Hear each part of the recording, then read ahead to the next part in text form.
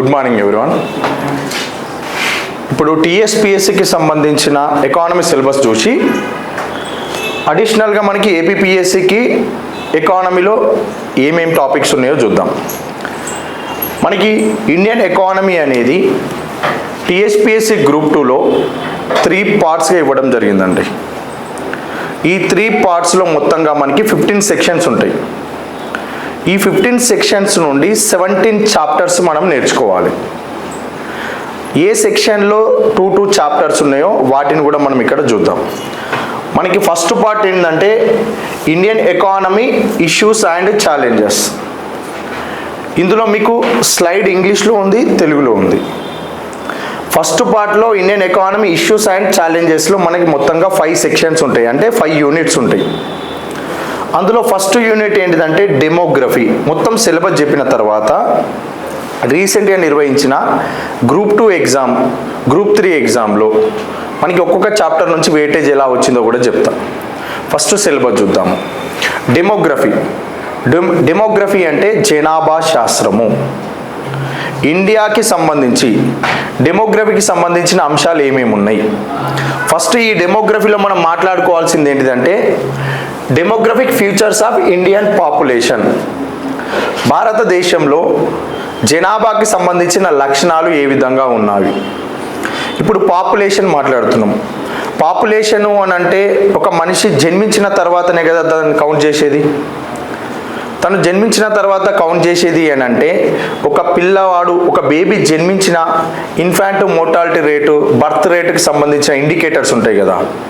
Birth రేటుకి సంబంధించిన indicator చూడాలి, పిల్లవాడు మరణించిన ఇన్ఫాంట్ మోర్టాలిటీ రేటు చూడాలి, నియోనాటల్ మోర్టాలిటీ రేట్ చూడాలి, అండర్ 5 మోర్టాలిటీ రేట్ చూడాలి, అదేవిధంగా మెటర్నాలిటీ మోర్టాలిటీ రేటు అంటే ప్రసూతి మరణాల రేటు అంటారు, తల్లుల మరణాల రేటు, టోటల్ ఫర్టిలిటీ రేటు, సంతానోత్పత్తి రేటు, అవన్నీ కూడా మనం ఇక్కడ క్లియర్గా చూస్తాం. అసలు మనకి డెమోగ్రఫీ అనే టాపిక్ నుండి నేషనల్ ఫ్యామిలీ హెల్త్ సర్వే అని ఈ సర్వేలో ప్రత్యేకంగా infant mortality rate, maternal mortality rate, neonatal mortality rate, under 5 mortality rate, total fertility rate indicators ఉంటాయి. ఇవన్నీ కూడా హెల్త్ ఇండికేటర్స్, ఆరోగ్య సూచికలు. వీటి నుండి మనకి 13 క్వశ్చన్స్ వచ్చినాయి. మొన్న టీజీపీఎస్సీ వారు నిర్వహించిన గ్రూప్ 2 ఎగ్జామ్లో కేవలం national family health survey 5th report, national family health survey 4th రిపోర్ట్ను బేస్ చేసుకుని 13 క్వశ్చన్స్ ఇచ్చిండు. ఆ 13 క్వశ్చన్స్కి ఈ డెమోగ్రఫీ టాపిక్లోనే మనం క్లియర్గా వాటి గురించి చూడాలి. అంటే ఈ జనాభాకి సంబంధించి ఏంటిదంటే మనకి ప్రజెంట్ పాపులేషన్ 2011 పాపులేషన్ ఉంది, అంటే 15 ఇయర్స్ బ్యాక్ డాటా అది. ఎవ్రీ 10 ఇయర్స్కి పాపులేషన్ సెన్సెస్ జరగాలి, కానీ 2021లో మనకి సెన్సెస్ జరగలేదు. ఎందుకు జరగలేదు? కోవిడ్-19 పాండమిక్ వలన జరగాల్సింది జరగలేదు. రీసెంట్ బడ్జెట్లో మనకి ఇప్పుడు పాపులేషన్ సెన్సెస్ చేయాలని చెప్పి కూడా బడ్జెట్లో అలొకేషన్ చేసిరు, కానీ మనకి సెన్సెస్ వచ్చేసరికి 2017 అవుతుంది. 2017 కల్లా మళ్ళీ మనకి కొత్త పాపులేషన్ వస్తుంది. అప్పటి వరకు మనం చదవాల్సింది 2011 పాపులేషన్ సెన్సెసే. కాబట్టి రీసెంట్ ట్రెండ్ ఎలా ఉంది డెమోగ్రఫీ నుంచి క్వశ్చన్స్ అంటే పాపులేషన్ పైన క్వశ్చన్స్ ఇస్తున్నారు, కానీ పాత ప్యాటర్న్లో ఇస్తలేడు. హెల్త్ ఇండికేటర్స్ పైన ఫోకస్ చేస్తుండ్రు. ఆ హెల్త్ ఇండికేటర్స్ అన్నీ చూద్దాము. అదేవిధంగా జనాభా పరిణామం మరియు వృద్ధి rate, size and growth rate of population. జనాభా పరిణామము మరియు వృద్ధి రేటు. గ్రోత్ రేట్ అంటే లాస్ట్ పాపులేషన్తో పోల్చుకుంటే ప్రజెంట్ పాపులేషన్లో జనాభా ఏమైనా గ్రోత్ అయిందా, ఆ గ్రోత్ రేటుకి సంబంధించి ఇయర్ వైజ్గా పాపులేషన్ ఎంత పెరుగుతుందా తగ్గుతుందా, ఇండియాలో ఏ స్టేట్లో పాపులేషన్ అత్యధికంగా పెరుగుతుంది, ఇండియాలో ఏ స్టేట్లో గ్రోత్ రేట్ ఎక్కువగా ఉంది పాపులేషన్, వాటికి సంబంధించిన అంశాలు.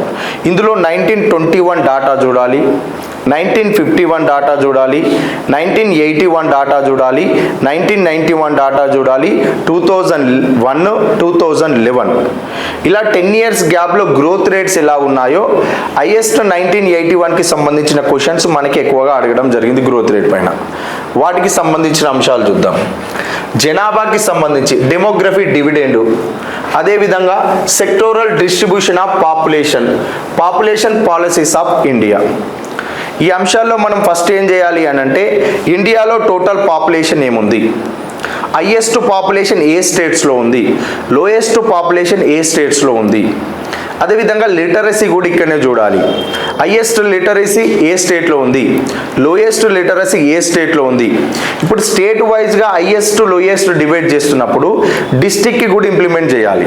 Highest population state, lowest population state, highest population district, lowest population district, highest population union territory, lowest population union territory. వీటిపైనే క్వశ్చన్స్ వస్తాయి. మనకి ఓన్లీ పాపులేషన్ పైన క్వశ్చన్స్ రావాలి అంటే హైయెస్ట్ లోయెస్ట్ స్టేటా, యూనియన్ టెరిటరీ, డిస్టికా, ఇవి చూసుకోవాలి. అదేవిధంగా లిటరసీ కూడా సేమ్. హైయెస్ట్ లిటరసీ ఉన్న స్టేటు, లోయెస్ట్ లిటరసీ ఉన్న స్టేటు, హైయెస్ట్ లిటరసీ ఉన్న యూనియన్ టెరిటరీ, లోయెస్ట్ లిటరసీ ఉన్న యూనియన్ టెరిటరీ, హైయెస్ట్ లిటరసీ ఉన్న డిస్టిక్, లోయెస్ట్ లిటరసీ ఉన్న డిస్టిక్. సేమ్ ఫార్మాట్ ఉంటుంది ఇదంతా కూడా. సెక్స్ రేషియో కూడా సేమ్. హైయెస్ట్ సెక్స్ రేషియో ఉన్న స్టేటు, లోయెస్ట్ సెక్స్ రేషియో ఉన్న స్టేటు. అంటే లింగ నిష్పత్తి అత్యధికంగా ఉన్న రాష్ట్రాలు, లింగ నిష్పత్తి అత్యల్పంగా ఉన్న రాష్ట్రాలు, లింగ నిష్పత్తి అత్యధికంగా ఉన్న కేంద్రపాలిత ప్రాంతాలు అనగా యూనియన్ టెరిటరీస్, లింగ నిష్పత్తి తక్కువగా ఉన్న కేంద్రపాలిత ప్రాంతాలు, లింగ నిష్పత్తి అత్యధికంగా ఉన్న జిల్లా, లింగ నిష్పత్తి తక్కువగా ఉన్న జిల్లా. ఇదే ప్యాటర్న్ ఫస్ట్ నుంచి ఈ థర్డ్ వరకు ఒకటే ప్యాటర్న్ చెప్పిన. డెన్సిటీ కూడా సేమ్ ఇదే ఉంటుంది. సాంద్రత, జనసాంద్రత అత్యధికంగా ఉన్న రాష్ట్రాలు, జనసాంద్రత తక్కువగా ఉన్న రాష్ట్రాలు, జనసాంద్రత హైయెస్ట్ ఉన్న యూనియన్ టెరిటరీ కేంద్రపాలిత ప్రాంతం, జనసాంద్రత లోయెస్ట్ ఉన్న కేంద్రపాలిత ప్రాంతం, జనసాంద్రత ఎక్కువగా ఉన్న జిల్లా, జనసాంద్రత తక్కువగా ఉన్న జిల్లా. ఇదే ఫార్మాట్లో ఉంటుందండి. ఫస్ట్ ఏం చేద్దామంటే హెల్త్ ఇండికేటర్స్ చదువుకోవాలి. ఇందులో హెల్త్ ఇండికేటర్స్ ఏమేమి ఉన్నాయి, వాటికి national family health survey 4th report ఏముంది, 5th రిపోర్ట్ ఏముంది, కంపేర్ చేస్తే ఈ రిపోర్ట్లో హైయెస్ట్ ఉందా లోయెస్ట్ ఉందా చూడాలి. తర్వాత ఇండియాకి సంబంధించిన పాపులేషన్లో ఈ హైయెస్ట్ లోయెస్ట్కి సంబంధించి ఒక ఫార్మాట్ చూడాలి. వీటితో పాటు వరల్డ్ పాపులేషన్కి సంబంధించి ఈ వరల్డ్ పాపులేషన్లో హైయెస్ట్ పాపులేషన్ ఉన్న కంట్రీ, అదేవిధంగా హైయెస్ట్ డెన్సిటీ ఎక్కడ ఉంది, పాపులేషన్ డెన్సిటీ ఏ కంట్రీలో ఉంది, అదేవిధంగా ఏ టౌన్లో అత్యధిక జనాభా ఉన్నారు, ఏ టౌన్లో అంటే ఏ కంట్రీలో లోయెస్ట్ పాపులేషన్ ఉంది, వీటికి సంబంధించిన విషయాలు. అదేవిధంగా వరల్డ్ పాపులేషన్కి సంబంధించిన రిపోర్ట్స్ వస్తాయి. యునైటెడ్ నేషన్స్ ఆర్గనైజేషన్కి సంబంధించిన అనుబంధ సంస్థ మనకి రిపోర్ట్లు విడుదల చేస్తుంది. కరెంట్ ఎకానమీలో భాగంగా వచ్చే రిపోర్ట్లు అవన్నీ కూడా. అవి పాపులేషన్కి సంబంధించిన రిపోర్ట్స్ ఏమేమి ఉన్నాయో వాటికి సంబంధించిన అంశాలు చూద్దాం. నీతి ఆయోగ్ వారు విడుదల చేసే పాపులేషన్కి సంబంధించిన రిపోర్ట్స్ ఉంటాయి, వాటికి సంబంధించి చూడాలి. ఇవన్నీ కూడా డెమోగ్రఫీలో భాగంగా మనము ప్రధానంగా చూసేవి. ఇండియన్ పాపులేషన్కి సంబంధించి సెంట్రల్ గవర్నమెంట్ ఏదైనా మనకి పాలసీస్ తీసుకొస్తే జాతీయ జనాభా విధానము, అదేవిధంగా ఎడ్యుకేషన్ పాలసీకి సంబంధించి ఇప్పుడు లిటరసీ గురించి మాట్లాడుతున్నాము. లిటరసీ రావాలి అంటే ఎడ్యుకేషన్ ఉండాలన్నా వద్దా, ఎడ్యుకేషన్ ఉండాలి అంటే మనకి ఎడ్యుకేషన్ పాలసీస్ కావాలన్నా వద్దా. 1986లో వచ్చిన ఎడ్యుకేషన్ పాలసీ, 2000కి సంబంధించి 2020లో వచ్చిన న్యూ ఎడ్యుకేషన్ పాలసీ, వీటికి సంబంధించిన అంశాలన్నీ కూడా మనం ఇక్కడ డెమోగ్రఫీలోనే క్లియర్గా మాట్లాడుకుంటాం. అదేవిధంగా ఇండియాలో ఉన్న పాపులేషన్ అనేది ఇండియా జీడిపిలో మనకి primary sector, secondary sector, tertiary sector 3 ఉంటాయి. అవన్నీ కూడా క్లియర్గా 1 by 1 మనకి నేషనల్ ఇన్కంలో అసలు జీడిపి అంటే ఏంటిది, సెక్టార్ వైజ్గా ఏముంటాయి, ఎందుకు ఈ సెక్టార్ వైజ్గా డివైడ్ చేసిరు, దానిపైన సపరేట్ క్లాసెస్ ఉంటాయి. ఇప్పుడు ఈ అగ్రికల్చర్ ఇప్పుడు ఏదైతే ప్రైమరీ సెక్టార్ అంటున్నామో, సెకండరీ సెక్టార్ అంటున్నామో, టెరిషియరీ సెక్టార్ అంటున్నామో, ఈ ప్రైమరీ సెక్టార్ నుంచి అగ్రికల్చర్ వస్తుంది, సెకండరీ సెక్టార్ నుంచి మనకి ఇండస్ట్రీస్ వస్తుంది, టెరిషియరీ నుండి సర్వీస్ సెక్టార్. టెరిషియరీ అంటేనే సర్వీస్ సెక్టార్. ఈ అగ్రికల్చర్లో ఎంత వర్క్ చేస్తున్నారు పాపులేషన్, ఇండస్ట్రీస్లో ఎంత ఉంది, సర్వీస్ సెక్టార్లో ఎంత ఉంది, అవి కూడా ఇక్కడ చూడొచ్చు. లేదు ఇక్కడ అది కవర్ కాలేదనుకోండి, మనకి నేషనల్ ఇన్కంలో కూడా కవర్ అవుతుంది. నేషనల్ ఇన్కంలో కూడా కవర్ కాకపోతే తెలంగాణ సోషియో ఎకనామిక్ అవుట్లుక్లో మనకి అగ్రికల్చర్, ఇండస్ట్రీస్, సర్వీస్ సెక్టార్లో వర్క్ ఫోర్స్ డిస్ట్రిబ్యూషన్ అని ఉంటుంది, అక్కడ కూడా అది కవర్ అవుతుంది. ఇక్కడ మాట్లాడుకుంటాం, నేషనల్ ఇన్కంలో మాట్లాడుకుంటాం, మరియు మళ్ళీ అవుట్లుక్లో కూడా అక్కడ కవర్ అవుతుంది. ఇక్కడ క్లాసెస్ అన్నీ కూడా ఈ సిలబస్ ఉంది కదా, ఈ సిలబస్ ఇక్కడ మెన్షన్ చేసి ఈరోజు ఈ టాపిక్ గురించి మాట్లాడుతున్నామని చెప్పే క్లాసెస్ చెప్పడం జరుగుతుంది. మనకి ఎందుకనంటే రీసెంట్గా నిర్వహించిన టీజీపీఎస్సీ గ్రూప్ 2 ఎగ్జామ్లో ప్రతి సెక్షన్ నుంచి 10 మార్కులు ఇచ్చిండు. మనకి 15 సెక్షన్స్ ఉన్నాయి కదా, 150 మార్క్స్ అనేది ప్రతి టాపిక్ని కవర్ చేసే విధంగానే ఇచ్చిండు. ఒక చాప్టర్కి వెయిటేజ్ ఎక్కువ ఇచ్చి ఒక చాప్టర్కి వెయిటేజ్ తక్కువ ఇవ్వడం లాంటివి చేయలేదు. నెక్స్ట్ టాపిక్ ఏంటంటే నేషనల్ ఇన్కమ్. నేషనల్ ఇన్కమ్ అంటే జాతీయ ఆదాయము. Concepts and components of national income. జాతీయ ఆదాయము అంటే ఏంటిది, జాతీయ ఆదాయం యొక్క భావనలు, వీటికి సంబంధించిన అంశాలు. ఇందులో జాతీయ ఆదాయం పైన మనం డెఫినేషన్ పైన 1 అవర్ మాట్లాడుకుంటాం. మీకు నేషనల్ ఇన్కమ్ డెఫినేషన్ క్లారిటీ వస్తే నేషనల్ ఇన్కంలో టర్మినాలజీ ఉంటుంది. ఇప్పుడు జీడిపి, జిఎన్పి, ఎన్డిపి, ఎన్ఎన్పి అంటేనే మనకి నేషనల్ ఇన్కమ్ అని సాధారణంగా అందరూ అనుకుంటారు. ఈ కాన్సెప్ట్స్ ఇవి, నేషనల్ ఇన్కమ్ కాన్సెప్ట్స్ ఇవి ఏంది, జీడిపి, జిఎన్పి, ఎన్డిపి, ఎన్ఎన్పి. వీటికంటే ముందు మనం నేర్చుకోవాల్సిన అంశాలు ఏంటిది అని అంటే current prices, constant prices, nominal national income అనగా ప్రజెంట్ ఉన్న ప్రస్తుత జాతీయ ఆదాయం అంటారు, నామమాత్రపు జాతీయ ఆదాయము. రియల్ నేషనల్ ఇన్కము ఆధార సంవత్సరం యొక్క జాతీయ ఆదాయము లేదా వాస్తవ జాతీయ ఆదాయం అంటారు. అదేవిధంగా గ్రాస్, డొమెస్టిక్ అనే 2 పదాలు ఉంటాయి.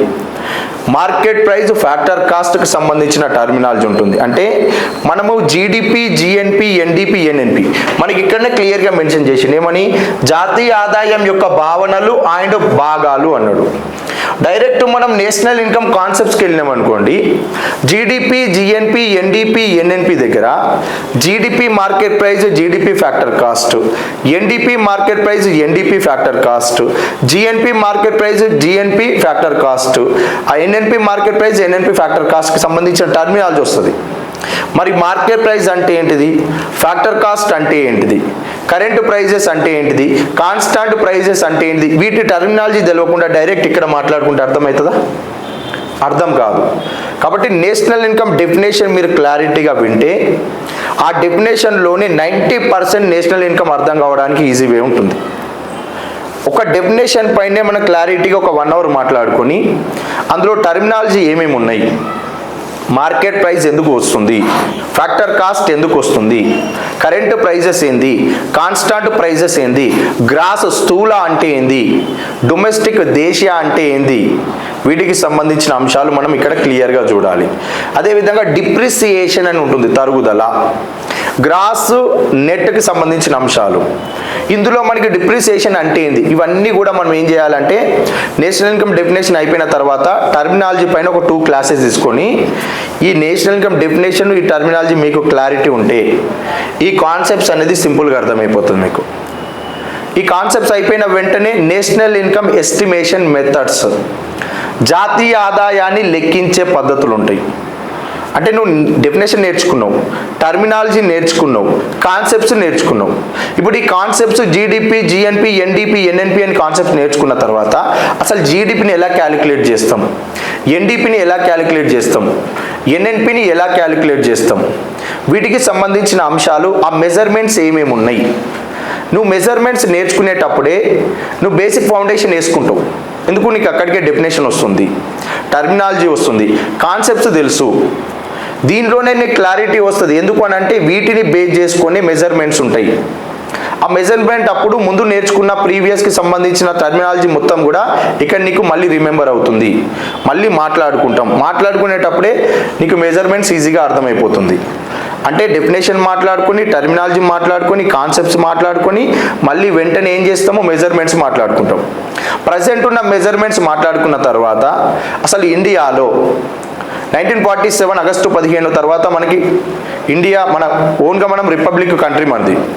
అప్పటి నుండి ఇండియాలో ప్రజెంట్ వరకు నేషనల్ ఇన్కామ్ని ఎవరు క్యాలిక్యులేట్ చేస్తున్నారు? 1947 కంటే ముందు ఇండియాలో నేషనల్ ఇన్కామ్ని ఎవరు క్యాలిక్యులేట్ చేశారు? పర్సన్స్ ఉంటారు, ఆ పర్సన్స్ యొక్క ఆర్డర్ చూసుకోవాలి. అవి ప్రీవియస్ క్వశ్చన్స్ ఏమేమి ఉన్నాయో ఇందులో 1 by 1 ప్రీవియస్ క్వశ్చన్ చెప్తా.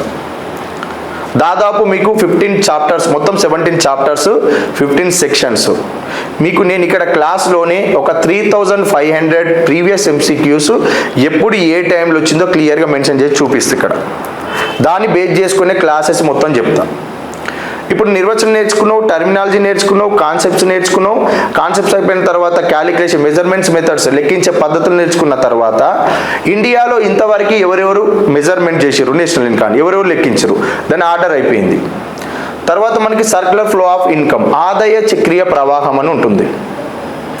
ఈ ఆదాయ చక్రీయ ప్రవాహంలో అసలు ఇండియాలో మన దగ్గర ఉన్న ఇన్కమ్ అనేది నా నుంచి మీకు ఎట్లా వస్తుంది, మీ నుంచి మీకు ఎట్లా వస్తుంది, మీ నుంచి ఇలా వెళ్తుంది. దీన్ని డివైడ్ చేస్తారు ఇలా 4 సెక్టార్స్గా. ఏంటిది? ఒకటి ఎక్స్పెండిచర్ ఆఫ్ హౌస్ హోల్డ్స్ అంటారు, గృహ రంగానికి సంబంధించి. తర్వాత ఇండస్ట్రీస్, సంస్థల రంగము, మన నుంచి ఇండస్ట్రీస్కి డబ్బు ఎలా వెళ్తుంది, మన నుంచి గవర్నమెంట్కి డబ్బు ఎలా వెళ్తుంది, ఇండస్ట్రీస్ నుంచి గవర్నమెంట్కి డబ్బు ఎలా వెళ్తుంది, ఇండస్ట్రీస్ గవర్నమెంట్ నుంచి ఇండస్ట్రీస్కి ఎలా వస్తుంది. వీటికి అడిషనల్గా ఫారెన్ సెక్టార్కి సంబంధించి విదేశీ రంగం ఉంటుంది. ఇది 4 సెక్టార్ మోడల్ అంటారు. ఇందులో మనకి క్లియర్గా గృహ రంగం నుంచి పరిశ్రమల రంగానికి, పరిశ్రమల రంగం నుంచి ప్రభుత్వ రంగానికి, ప్రభుత్వ రంగం నుంచి విదేశీ రంగము, ఇందులో మనకు సంబంధించిన ఇన్కమ్ అనేది ఎలా ఫ్లో అవుతుంది. ఈ ఫ్లో అయ్యే దాంట్లో మనకి ఎగ్జామ్లో ఏం క్వశ్చన్స్ వస్తాయి, ఇంజెక్షన్స్, లీకేజెస్ అనే వాటిపైన మనకి క్వశ్చన్స్ వస్తాయి. 2 సెక్టార్ మోడల్, 2 రంగాల నమూనాలో మనకి లీకేజ్ అంటే ఏంది అని అడుగుతాడు. 3 రంగాల నమూనాలో లీకేజెస్ అంటే ఏంది అడుగుతాడు. 4 రంగాల నమూనాలో లీకేజ్ అంటే ఏందో అడుగుతాడు. వీటికి సంబంధించి మనకి నేషనల్ ఇన్కంలో ప్రీవియస్ క్వశ్చన్స్ ఉన్నాయి. ఇదంతా కూడా మనకి స్టార్టింగ్ పార్ట్. ఇది మారని సిలబస్. ఒకసారి క్లాస్ వింటే నువ్వు 10 ఇయర్స్ అయినా ఇదే సిలబస్ ఉంటుంది, మారదు. నేషనల్ ఇన్కంలో మారే సిలబస్ అంటే ఏంటిది అంటే ఎవ్రీ ఇయర్కి సంబంధించి మన యొక్క జీడిపి వాల్యూ ఎంత, ఆ జీడిపి వాల్యూ కాన్స్టాంట్ ప్రైజెస్ ప్రకారం ఎలా ఉంది, కరెంట్ ప్రైజెస్ ప్రకారం ఎలా ఉంది. అందులో ఈ జీడిపి వాల్యూస్ ఎలా అడుగుతాడు అంటే అడ్వాన్స్డ్ ఎస్టిమేట్స్ ప్రకారం అడుగుతాడు. ఫస్ట్ రివైజ్డ్ ఎస్టిమేట్స్ అంటాడు, సెకండ్ రివైజ్డ్ ఎస్టిమేట్స్ అంటాడు. నువ్వు ఈ డాటా పార్ట్కి సంబంధించి నేర్చుకునే ముందు డాటా పార్ట్ పైన క్వశ్చన్ ఎలా ఉంది, ఆ క్వశ్చన్లో టర్మినాలజీ ఏమేమి ఉన్నాయి, advanced estimates, first revised estimates, second revised estimates అంటే ఏంటిది, గ్రోత్ రేట్ అంటే ఏంటిది, పర్ క్యాపిటల్ ఇన్కమ్ అంటే ఏంటిది, వీటికి సంబంధించే మనకి డాటా పార్ట్లో క్వశ్చన్స్ వస్తాయి. డాటా పార్ట్లో బుక్స్లో చాలా రకాల టేబుల్స్ ఇస్తారు. ఆ టేబుల్ చూస్తే ఆగమాగం అవుతుంది. మనం స్టార్టింగ్ చదివిన తర్వాత టేబుల్ని తర్వాత చదువుదాంలే అనుకుంటాం, కానీ ప్రజెంట్ నీకు స్టార్టింగ్ ఎంత ప్రియారిటీ ఇస్తుండో నీకు డాటా పార్ట్ కూడా అంతే ప్రియారిటీ ఇస్తుండు. ఒక సెక్షన్ నుంచి, ఒక టాపిక్ నుంచి 10 క్వశ్చన్స్ రావాలి అంటే 6 క్వశ్చన్స్ నీకు స్టార్టింగ్ ఇస్తే 4 క్వశ్చన్స్ డాటా పార్ట్ ఇస్తుండు, లేదా 50% స్టార్టింగ్, 50% డాటా పార్ట్ ఇస్తుండు. ఇప్పుడు ఈ నేషనల్ ఇన్కంలో మనము మాట్లాడుకోవాల్సినవి స్టార్టింగ్ పార్ట్ అన్నీ కూడా డెప్త్గా చూసిన తర్వాత డాటా పార్ట్ కూడా అంతే టైం పెట్టి దానిలో ఉన్న ప్రతి టర్మినాలజీ పాయింట్ టు పాయింట్ క్లియర్గా ఎక్స్ప్లెయిన్ చేసుకున్న తర్వాతనే ఆ డాటా పార్ట్ ఎలా అడుగుతుండు క్వశ్చన్స్. ఇందులో ఉన్న డాటా పార్ట్ చూద్దాం, చూసి ప్రీవియస్ క్వశ్చన్ ఏముంది, ఆ ప్రీవియస్ క్వశ్చన్లో ఈ డాటా పార్ట్ పైన ఇలాంటి క్వశ్చన్ వచ్చింది. అదే ప్యాటర్న్లో మనం ఇక్కడ డాటా పార్ట్ క్లియర్గా చూసుకుంటే ఇప్పుడు 20-30 పేజెస్ ఉంటుంది డాటా పార్ట్, అవసరం లేదు మనకి. మనకి ఇక్కడ సిలబస్లో ఏదైతే ఇచ్చిండో వాటికి సంబంధించిన అంశాలే ఒక 2-3 పేజెస్ వరకు చూసుకొని క్లియర్గా మాట్లాడుకుంటే నేషనల్ ఇన్కమ్ కంప్లీట్ అవుతుంది. స్టార్టింగ్ పార్ట్ వినాలి, విన్ని మొత్తం ఇదంతా స్టార్టింగ్ పార్ట్ అని నోట్ చేసుకోవాలి, డాటా పార్ట్ సపరేట్ చూడాలి. నెక్స్ట్ ఒకవేళ 2028-29లో కూడా ప్రిపరేషన్లో ఉంటే ఈ స్టార్టింగ్ని చేంజ్ చేసేది ఉండదు. డాటా పార్ట్ ఒక్కటే మనం ఏం చేయాలి, ఇదే ఫార్మాట్లో మళ్ళీ గ్యాదర్ చేయాలి. ఎలా గ్యాదర్ చేసుకోవాలి, సర్వే ఎట్లా చదవాలి, అవుట్లుక్ ఎట్లా చదవాలి, నేను పాయింట్ టు పాయింట్ మీకు చెప్తాను ఇక్కడనే. నెక్స్ట్ ఇప్పుడు ఫస్ట్ పార్ట్లోనే మనకి 3rd యూనిట్ ఏంటిదండి, primary and secondary sector. Primary secondary sector అంటే ప్రాథమిక రంగము మరియు ద్వితీయ రంగం. ఇప్పుడు అసలు యాక్చువల్గా ఈ ప్రైమరీ సెకండరీ సెక్టార్ ఎలా వస్తాయి అంటే ఇండియా యొక్క జీడిపి ఉంది, ఇండియా యొక్క జీడిపి వాల్యూ అని పదే మన కరెంట్ అఫైర్స్లో వస్తుంది కదా, విన్నారా ఎప్పుడైనా? అసలు ఈ జీడిపి అంటే ఏంటంటే primary sector, secondary sector, tertiary sector. ఈ 3 రంగాల యొక్క టోటల్ వాల్యూ ఏదైతే ఉంటుందో అదే జీడిపి.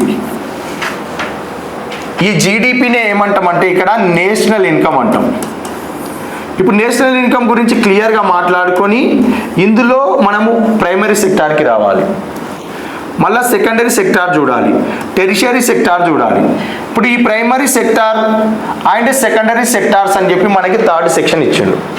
కానీ ఇందులో మొత్తం కూడా మనకి ఓన్లీ అగ్రికల్చర్కి సంబంధించిన సిలబస్ వచ్చింది. మళ్ళీ ఫోర్త్ యూనిట్లో ఇక్కడ ఇండస్ట్రీస్ అండ్ సర్వీస్ సెక్టార్ అని సపరేట్ మళ్ళీ ఇందులో సెకండరీ సెక్టార్కి సంబంధించిన అంశాలు ఇచ్చిండు, అదేవిధంగా టెరిషరీ సెక్టార్ ఇచ్చిండు. అంటే థర్డ్ యూనిట్ ఏంది, ఒక అగ్రికల్చర్కి సంబంధించి ఉంది కాబట్టి ఇండియాలో అగ్రికల్చర్కి సంబంధించిన ప్రాధాన్యత ఏముంది. 1947 ఆగస్టు 15 తర్వాత ఇండియాలో అగ్రికల్చర్కి ఎంత ఇంపార్టెన్స్ ఉంది, ఇండియాలో ఆహార ధాన్యాలు ఎలా ఉన్నాయి, పంటలు ఉన్నాయా లేవా. మరి ఇండియాలో కొత్తగా గవర్నమెంట్ ఏర్పాటు చేసిన తర్వాత రిపబ్లిక్ కంట్రీ అయింది, ఫస్ట్ గవర్నమెంట్ నెహ్రూ గవర్నమెంట్ వచ్చింది.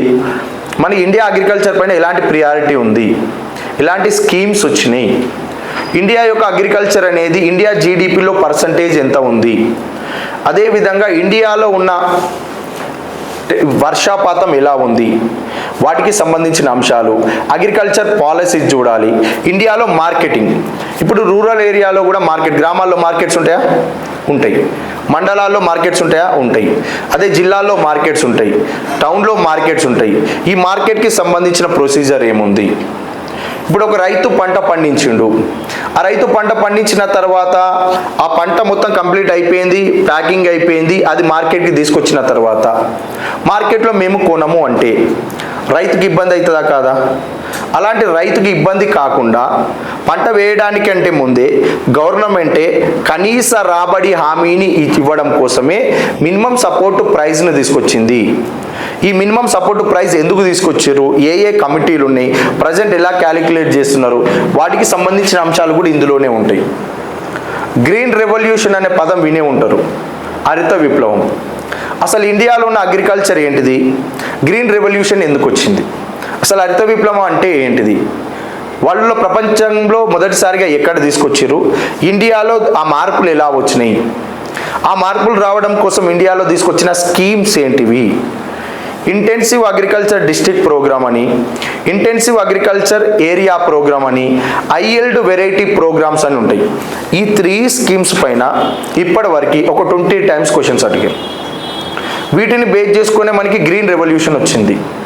అసలు ఈ గ్రీన్ రెవల్యూషన్ అంటే ఏంటిది, దీనికి తర్వాత మనకి సెకండ్ గ్రీన్ రెవల్యూషన్ ఎందుకు తీసుకొచ్చారు, బ్రౌన్ రెవల్యూషన్ అని చెప్పి ఎందుకు మాట్లాడుతున్నారు. ఇది 1 by 1 కనెక్టివిటీ, ఒక మనం అనుసంధానంగా వీటి గురించి మాట్లాడుకోవాలి. అదేవిధంగా ఇందులో మార్కెటింగ్ అయిపోయిన తర్వాత అగ్రికల్చర్లో ఇప్పుడు మనం అందరం రైతులు, మనం వ్యవసాయం చేయాలి. మీకు ఒక్కొక్కరికి తలా 5-5 ఎకరాలు ఉన్నది. వ్యవసాయం చేయాలంటే మన దగ్గర ఏముండాలి, ఏముండాలండి, డబ్బులు ఉండాలన్నా వద్దా, ఫస్ట్ పెట్టుబడి ఇన్వెస్ట్మెంట్ కావాలన్నా వద్దా, ఏం కావాలి, మనము ఎరువులు కొనాలి, అదేవిధంగా మనం సీడ్స్ తీసుకోవాలి, అక్కడ పని చేయించడానికి కూలీలకు డబ్బులు ఇవ్వాలి, అన్నిటికీ పెట్టుబడి ఉండాలన్నా వద్దా. ఇప్పుడు డబ్బు ఉండాలి అని అంటే మన దగ్గర భారతదేశంలో ఉన్న రైతులు పంటలు పండించడానికి వాళ్ళు చేసే పెట్టుబడి కోసము మనకి బ్యాంకుల నుంచి రుణాలు ఇవ్వాలన్నా వద్దా, లోన్స్. ఆ లోన్ ప్రొసీజర్ ఏమున్నది, షెడ్యూల్డ్ కమర్షియల్ బ్యాంక్స్ ఎలా లోన్స్ ఇస్తాయి, సపరేట్ కోఆపరేటివ్ సొసైటీ బ్యాంక్స్ ఎందుకు తీసుకొచ్చిర్రు, తెలంగాణ స్టేట్ కోఆపరేటివ్ బ్యాంక్ అంటారు, ఆంధ్రప్రదేశ్ స్టేట్ కోఆపరేటివ్ బ్యాంక్ అంటారు, district central cooperative bank, primary agriculture credit cooperative societies ఉంటాయి. అంటే ఒక రూరల్ ఏరియాలో ఉన్న పీసెంట్స్ రైతులు ఎవరైతే ఉన్నారో వాళ్ళకి కావాల్సిన లోన్ కోసము ట్యాక్స్లు ఎందుకు వచ్చినాయి, డీసీసీపీలు ఎందుకు, కోఆపరేటివ్ సొసైటీస్ ఎందుకు, వీటికి సంబంధించి చూడాలి. అదేవిధంగా బ్యాంకింగ్ సిస్టమ్ ఎలా లోన్స్ ఇస్తుంది, షార్ట్ టర్మ్ లోన్ ఇస్తుందా, మిడ్ టర్మ్ అనగా స్వల్పకాలిక రుణాలు, మిడ్ టర్మ్ అంటే మధ్యకాలిక రుణాలు, లాంగ్ టర్మ్ అంటే దీర్ఘకాలిక రుణాలు. స్వల్పకాలిక రుణాలలో వేటి కోసం తీసుకుంటాము, మధ్యకాలిక రుణాలు వేటి కోసం తీసుకుంటాము, దీర్ఘకాలిక రుణాలు వేటి కోసం తీసుకుంటాము. ఈ ప్రొసీజర్ అంతా కూడా మనం ఇందులోనే చదువుకోవాలి. అదేవిధంగా సబ్సిడీస్ ఏమైనా అగ్రికల్చర్కి సంబంధించి ఇండియాలో సబ్సిడీస్ ఇస్తున్నారా, నేషనల్ ఫుడ్ సెక్యూరిటీ మిషన్ ఉంటుంది, జాతీయ ఆహార భద్రతా మిషన్. ఇందులోనే భాగంగా మనకి ఒక రేషన్ కార్డు ద్వారా ఒక పర్సన్కి బిలో పావర్టీ లైన్కి దిగువన అనగా పావర్టీ లైన్కి దిగువన ఉన్న రేషన్ కార్డు కలిగిన ప్రతి వ్యక్తికి ఎంతెంత మనకి ఆహార ధాన్యాలు ఇవ్వాలి, వాటికి సంబంధించి కూడా ఇక్కడనే క్లియర్గా మనం మాట్లాడుకుంటాం. అదేవిధంగా అగ్రికల్చర్ సెక్టార్ అనేది ఇండియా యొక్క జీడిపిలో కాంట్రిబ్యూషన్ ఎంత అంటే ఇండియా యొక్క జీడిపిలో వ్యవసాయ రంగం యొక్క వాటా ఎలా ఉంది. ఈ అగ్రికల్చర్కి సంబంధించి అలైడ్ సెక్టార్స్ ఉంటాయి. ఏమేమి ఉంటాయి? పశు సంపద ఉంటుంది, పంటలు ఉంటాయి, మత్స్య సంపద ఉంటుంది, అడవులు మరియు కలప ఉంటుంది. ఇందులో 1 by 1 వేటి నుంచి ఎట్లెట్లా ఆదాయం వస్తుందో వాటికి సంబంధించిన వివరాలు చూడాలి. అంటే మనకి ఇది పెద్ద చాప్టర్ అండి. ఇండియన్ అగ్రికల్చర్ అనేది క్లారిటీగా నేర్చుకుంటే ఇక తెలంగాణ అగ్రికల్చర్ అనేది చాలా సింపుల్ అయిపోతుంది. మెయిన్ ఇక్కడ బేసిక్స్ అని ఇక్కడ క్లియర్గా నేర్చుకుంటూ తెలంగాణ అగ్రికల్చర్కి వచ్చేసరికి మన తెలంగాణలో ప్రాజెక్టులు ఏమున్నాయి, కృష్ణా నది పైన ప్రాజెక్టులు, గోదావరి నది పైన ప్రాజెక్టులు క్లియర్గా నేర్చుకుంటే మీకు ఒక క్లారిటీ వస్తుంది. ఇవి 2 ప్రాజెక్టులు చూసుకోవాలి. తెలంగాణలో ఉన్న వర్షపాతం ఏ విధంగా ఉంది, తెలంగాణని 3 పార్ట్స్గా డివైడ్ చేశారు. నార్త్ తెలంగాణలో వర్షపాతం ఎలా ఉంది, సౌత్ తెలంగాణలో వర్షపాతం ఎలా ఉంది, మధ్య తెలంగాణలో వర్షపాతం ఎలా ఉంది, వీటికి సంబంధించి అంశాలు చూడాలి. ల్యాండ్ హోల్డింగ్స్ అని ఒక టాపిక్ ఉంటుంది సపరేటు, వీటి నుంచి కంపల్సరీ ప్రశ్నలు వస్తాయి. ల్యాండ్ హోల్డింగ్స్ అంటే భూకమ్మతాలు. భూకమ్మతాలను ఎవ్రీ 5 yearsకి ఒకసారి అంచనా వేస్తారు. వ్యవసాయ మంత్రిత్వ శాఖ వారు ప్రతి 5 సంవత్సరాలకు ఒకసారి భారతదేశంలోని భూకమ్మతాలు ఏ విధంగా ఉన్నాయి, ఇందులో మార్జినల్ ఫార్మర్స్ ఎలా ఉన్నారు, స్మాల్ ఫార్మర్స్ ఎంతమంది ఉన్నారు, వీటికి సంబంధించిన వివరాలు ఉంటాయి. అవి ఇండియాకి ఎలా ఉన్నాయి, తెలంగాణకి ఎలా ఉన్నాయో కూడా క్లియర్గా చూడాలి. వీటి నుంచి కూడా క్వశ్చన్స్ వస్తాయి. Next industry and service sector. ఇందులో మనకి ఇండస్ట్రీస్దే ఎక్కువ ఉంటుంది సిలబస్. ఇండస్ట్రీ బాగా చదువుకోవాలి. ఇందులో 2016 Group 2 TSPSC సిలబస్లో మనకి ఎకనామిక్ రిఫార్మ్స్ ఆర్థిక సంస్కరణలు ఉండేది. ఆర్థిక సంస్కరణలు మొత్తం టాపిక్ని తీసుకొచ్చి ఇందులో పొందుపరిచిరండి. ఇందులో ఎలా అని అంటే ఇండస్ట్రియల్ పాలసీస్ అని ఇక్కడ హెడ్డింగ్ ఇచ్చిండు. ఇండస్ట్రియల్ పాలసీసే మనకి ఇండియాలో ఇంతకు ముందున్న ఆర్థిక సంస్కరణలు అనే టాపిక్. అది ఇండస్ట్రియల్ పాలసీస్ అనేది ఫస్ట్ చూడాలి మనం. ఆ పాలసీ చూసిన తర్వాతనే మనం ఈ ఇండస్ట్రీ అనే టాపిక్ చూస్తేనే మీకు ఒక క్లారిటీ వస్తుంది. 1948 ఇండస్ట్రియల్ పాలసీ రివల్యూషన్. 1948 పారిశ్రామిక విధాన తీర్మానం ఏంటిది. 1956 పారిశ్రామిక విధాన తీర్మానం ఉంటుంది. 1973, 1977, 1980, 1985, 1991. ఇందులో మనకి ప్రీవియస్ క్వశ్చన్స్ ఎక్కువగా వేటి నుంచి అడిగిందంటే 1948 మొదటి పారిశ్రామిక విధాన తీర్మానం, 1956 రెండవ పారిశ్రామిక విధాన తీర్మానం, 1977 జనతా గవర్నమెంట్ తీసుకొచ్చిన పారిశ్రామిక విధాన తీర్మానం, 1991 ఎకనామిక్ రిఫార్మ్స్లో భాగంగా వచ్చిన న్యూ ఇండస్ట్రియల్ పాలసీ రెజల్యూషన్, నూతన పారిశ్రామిక విధాన తీర్మానం. ఇవి ఇంప్లిమెంట్ అయినాయి కాబట్టి వీటి నుంచి క్వశ్చన్స్ వచ్చినాయి, వీటి నుంచే ప్రశ్నలు వస్తాయి. వీటి గురించి క్లారిటీగా మాట్లాడుకుంటే మనకి ఎకనామిక్ రిఫార్మ్స్లోనే ఫారెన్ డైరెక్ట్ ఇన్వెస్ట్మెంట్ కవర్ అవుతుంది. ఇక్కడనే ఫేరా ఫేమా అనే యాక్ట్స్ వస్తాయి. ఇవి చదువుకుంటే మనకి ప్రత్యేకంగా ఇందులో మనకి FDS అనే సిలబస్ కూడా ఉంటుంది, అది కవర్ అయిపోతుంది. అవన్నీ కూడా మన ఎకనామిక్ రిఫార్మ్స్లో క్లియర్గా చూడాలి. మరి అదేవిధంగా growth and structure of industry in India. భారతదేశంలో పరిశ్రమల రంగం యొక్క వృద్ధి ఎలా ఉంది. ఇప్పుడు ఈ ఇయర్ నేషనల్ ఇన్కమ్, ఈ ఇయర్కి సంబంధించిన ఎకనామిక్ సర్వేలో ఇండస్ట్రీ సెక్టార్ నుంచి జీడిపికి ఎంత కాంట్రిబ్యూషన్ పోతుంది, నెక్స్ట్ ఇయర్కి ఎంత వస్తుంది, ఆ తర్వాత ఇయర్కి ఎంత వస్తుంది, ఇలా ప్రీవియస్ ఇయర్స్తో కంపేర్ చేస్తే గ్రోత్ ఎలా ఉంది, ఇది పెరుగుతుందా తగ్గుతుందా, ఇది అనేది మనకి అప్డేట్ పార్ట్. ఇది ఎలా చదవాలి అనేది నేను క్లారిటీ ఇస్తాను. ప్రతి చాప్టర్లో ఫస్ట్ స్టార్టింగ్ పార్ట్ చదువుదాం.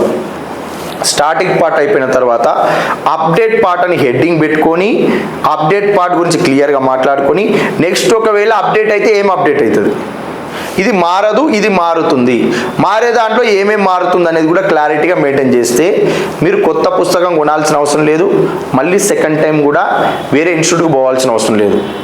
ఒకటేసారి క్లాస్ వినాలి, క్లారిటీ తీసుకోవాలి, డౌట్స్ ఉంటే క్లాస్లోనే అడగాలి, మీకు క్లారిటీ వస్తుంది. ఇప్పుడు ఇండస్ట్రియల్ పాలసీస్ అనేది మనకి మారని సిలబస్, వీటికి సంబంధించి చూడాలి. ఇప్పుడు లార్జ్ స్కేల్ ఇండస్ట్రీస్ ఉంది. లార్జ్ స్కేల్ ఇండస్ట్రీస్ అంటే ప్రధాన పరిశ్రమలు, భారీ పరిశ్రమలు అంటారు.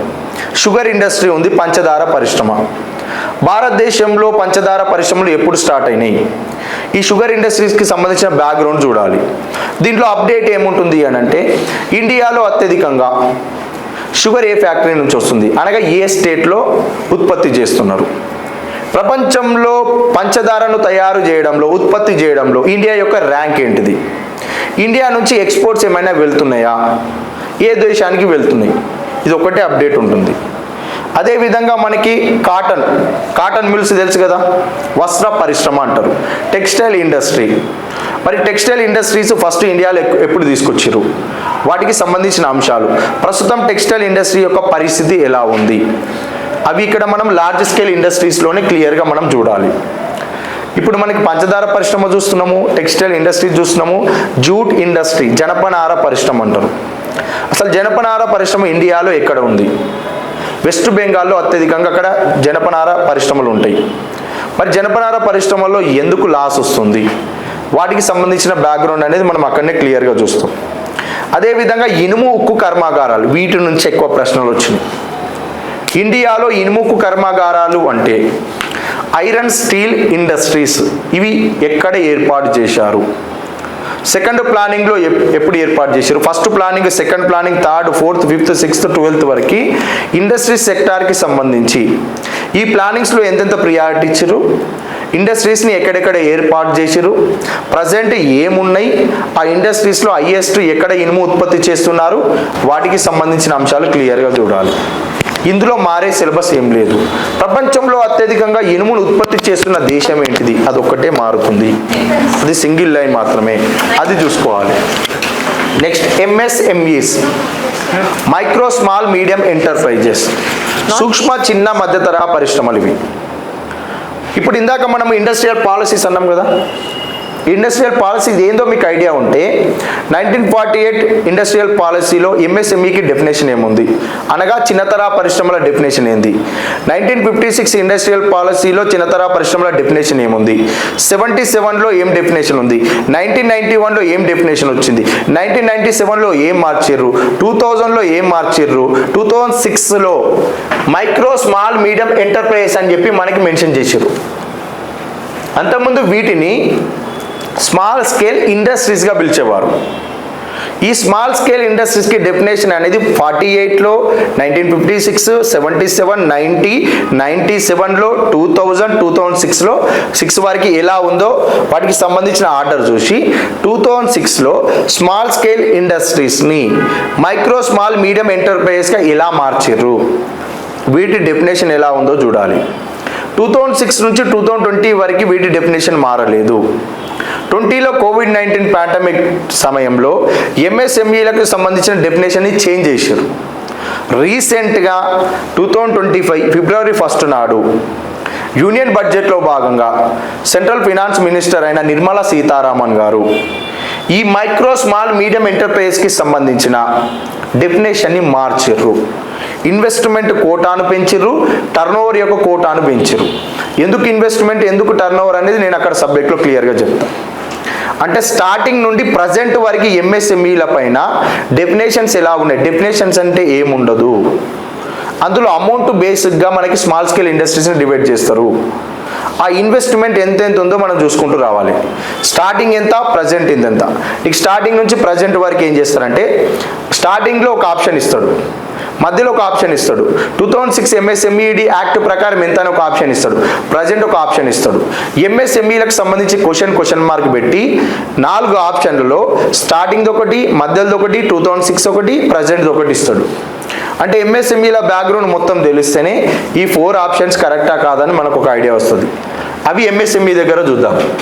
నెక్స్ట్ కాంట్రిబ్యూషన్ ఆఫ్ సర్వీస్ సెక్టార్కి సంబంధించి నేషనల్ ఇన్కంలో మనం ఇక్కడ మాట్లాడుతున్నాం కదా, జీడిపి అంటేనే నేషనల్ ఇన్కమ్ అంటున్నాం. Primary sector, secondary sector, tertiary sector. Primary sector నుంచే నీకు అగ్రికల్చర్ వస్తుంది. అగ్రికల్చర్ జీడిపిలో కాంట్రిబ్యూషన్ అందులో ఇచ్చిండు మనకి. ఇప్పుడు ఇండస్ట్రీస్ సెకండరీ సెక్టార్లో ఇండస్ట్రీస్ భాగంగా ఉంటుంది. అంటే వీటికి సంబంధించి ఏమేమి వస్తాయి అనేది మనం క్లారిటీగా మాట్లాడుకుంటాం. జస్ట్ ఇక్కడ మనం ఓవర్వ్యూ కాబట్టి ప్రతిదీ ఎక్స్ప్లెయిన్ చేయలేం, 15 చాప్టర్స్ ఉంటాయి కాబట్టి. ఈ సెకండరీ సెక్టార్ నుంచి ఇండస్ట్రీస్ వస్తుంది కదా, ఈ ఇండస్ట్రీస్ అనేది జీడిపిలో ఎంత కాంట్రిబ్యూషన్ అనేది ఇండస్ట్రీలో ఇక్కడ ఉంది. గ్రోత్ రేట్కి సంబంధించి. సేమ్ అదే విధంగా టెరిషియరీ సెక్టార్ అంటేనే సర్వీస్ సెక్టార్. ఈ సర్వీస్ సెక్టార్ అనేది జీడిపిలో ఎంత కాంట్రిబ్యూషన్ చేస్తుంది ఎవ్రీ ఇయర్, వాటికి సంబంధించిన వివరాలు ఇక్కడ మనం క్లియర్గా చూడాలి. అదేవిధంగా ఇంపార్టెన్స్ ఆఫ్ సర్వీస్ సెక్టార్కి సంబంధించి ఇండియాలో సేవా రంగం ఎలా ఉంది, ఐటీ పాలసీస్ ఏమైనా ఉన్నాయా, ట్రాన్స్పోర్ట్కి సంబంధించి ఏముంది, టూరిజంకి సంబంధించి ఏమున్నాయి అన్నీ కూడా మనము ఈ సర్వీస్ సెక్టార్లో భాగంగా క్లియర్గా చూడాలి. ఇక్కడ ఒక టాపిక్ ఇచ్చిండండి, ఇండియా ఈజ్ ఫారెన్ ట్రేడ్. ఇది పెద్ద టాపిక్ అసలు వాస్తవానికి, మనకి చిన్న సబ్ టాపిక్ ఇచ్చిండేది. ఇండియా ఈజ్ ఫారెన్ ట్రేడ్, భారతదేశం యొక్క విదేశీ వర్తకానికి సంబంధించిన టాపిక్ అది. ఇందులో ట్రేడ్ పాలసీస్ ఉంటాయి. ట్రేడ్ పాలసీస్ అంటే ఏంటిది, ఎందుకోసము ట్రేడ్ చేయాలి, ఆ ట్రేడ్ వాణిజ్యం చేయడం కోసం. ఇప్పుడు ఇండియా నుంచి ఎగుమతులు వెళ్తున్నాయి అంటాం కదా, ఫారెన్ కంట్రీస్ నుంచి ఇండియాకి ఇంపోర్ట్ చేసుకుంటామా చేసుకోమా, కొన్ని గూడ్స్ని కొన్ని వస్తువుల్ని మనం ఇండియాకి ఇంపోర్ట్ చేసుకుంటాం, మన నుంచి ఫారెన్ కంట్రీస్కి పంపిస్తాం కదా.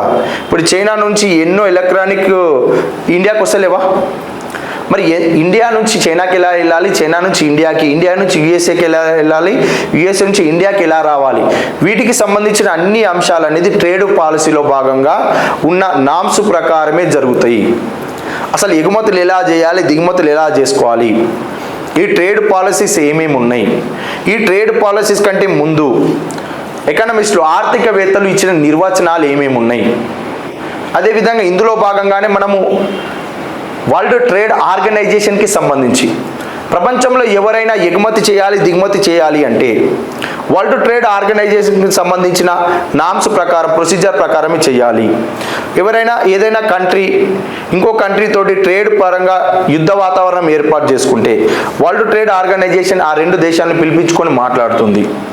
అసలు ఆ వరల్డ్ ట్రేడ్ ఆర్గనైజేషన్ అంటే ఏంటిది, ఈ ఎగుమతులు దిగుమతులలో మనకి ఇంటర్నేషనల్ మానిటరీ ఫండ్కి సంబంధించిన అంశం ఇచ్చిర్రు, వరల్డ్ బ్యాంకుకి సంబంధించిన అంశం ఇచ్చిర్రు, వాటికి సంబంధించిన ప్రొసీజర్ చూడాలి. అంటే భారతదేశానికి సంబంధించిన విదేశీ వ్యాపారంలో ఏ ఏ అంశాలు ఉంటాయో అవన్నీ కూడా ఇక్కడనే క్లియర్గా చూడాలి.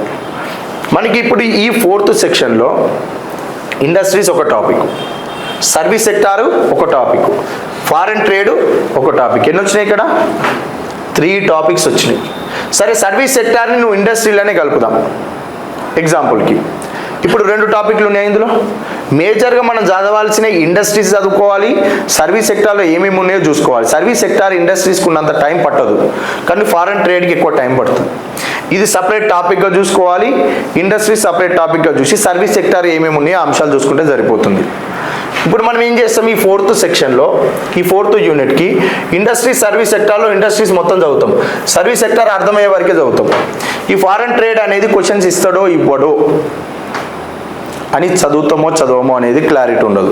కానీ వీటిలో ఈ టాపిక్ నుంచి వెయిటేజ్ ఇచ్చిండు, సర్వీస్ సెక్టార్ ఇచ్చిండు, ఇండస్ట్రీస్ నుంచి కూడా క్వశ్చన్స్ ఇచ్చిండు.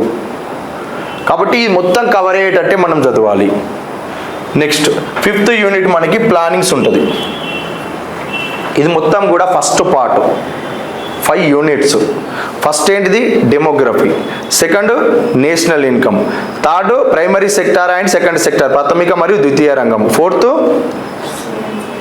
ఫోర్త్ ఏమొచ్చిందండి, ఇండస్ట్రీస్ అండ్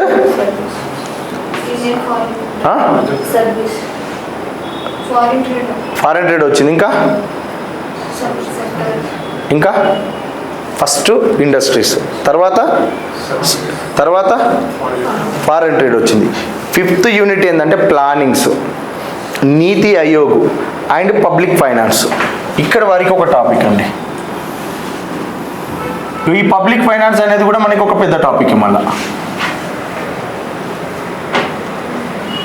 ఇక్కడ వరకు budget in India, concepts of budget deficit, FRBM, recent union budgets, public revenue, public expenditure and public debt, finance commissions. ఇదంతా కూడా సపరేట్ టాపిక్ ఇది, కానీ ఇందులోనే కల్పించేసిండు ఇదంతా కూడా. ఇప్పుడు ఇందులో మనం ఏం చేయాలి, ప్లానింగ్స్ సపరేట్ చూడాలి. అసలు ఇండియాలో ప్లానింగ్స్ ఎలా వచ్చినాయి, ప్లానింగ్ డెఫినేషన్ చూడాలి. ప్లానింగ్ డెఫినేషన్ చూసి ఇండియాలో ప్లానింగ్స్ ఎలా వచ్చినాయి, మనకి ఇండిపెండెన్సీ తర్వాత స్వతంత్రం తర్వాత ప్లానింగ్స్ని ఎలా ఇంప్లిమెంట్ చేసిరు. 12 5-year ప్లాన్స్ ఉంటాయి, 12 పంచవర్ష ప్రణాళికలు.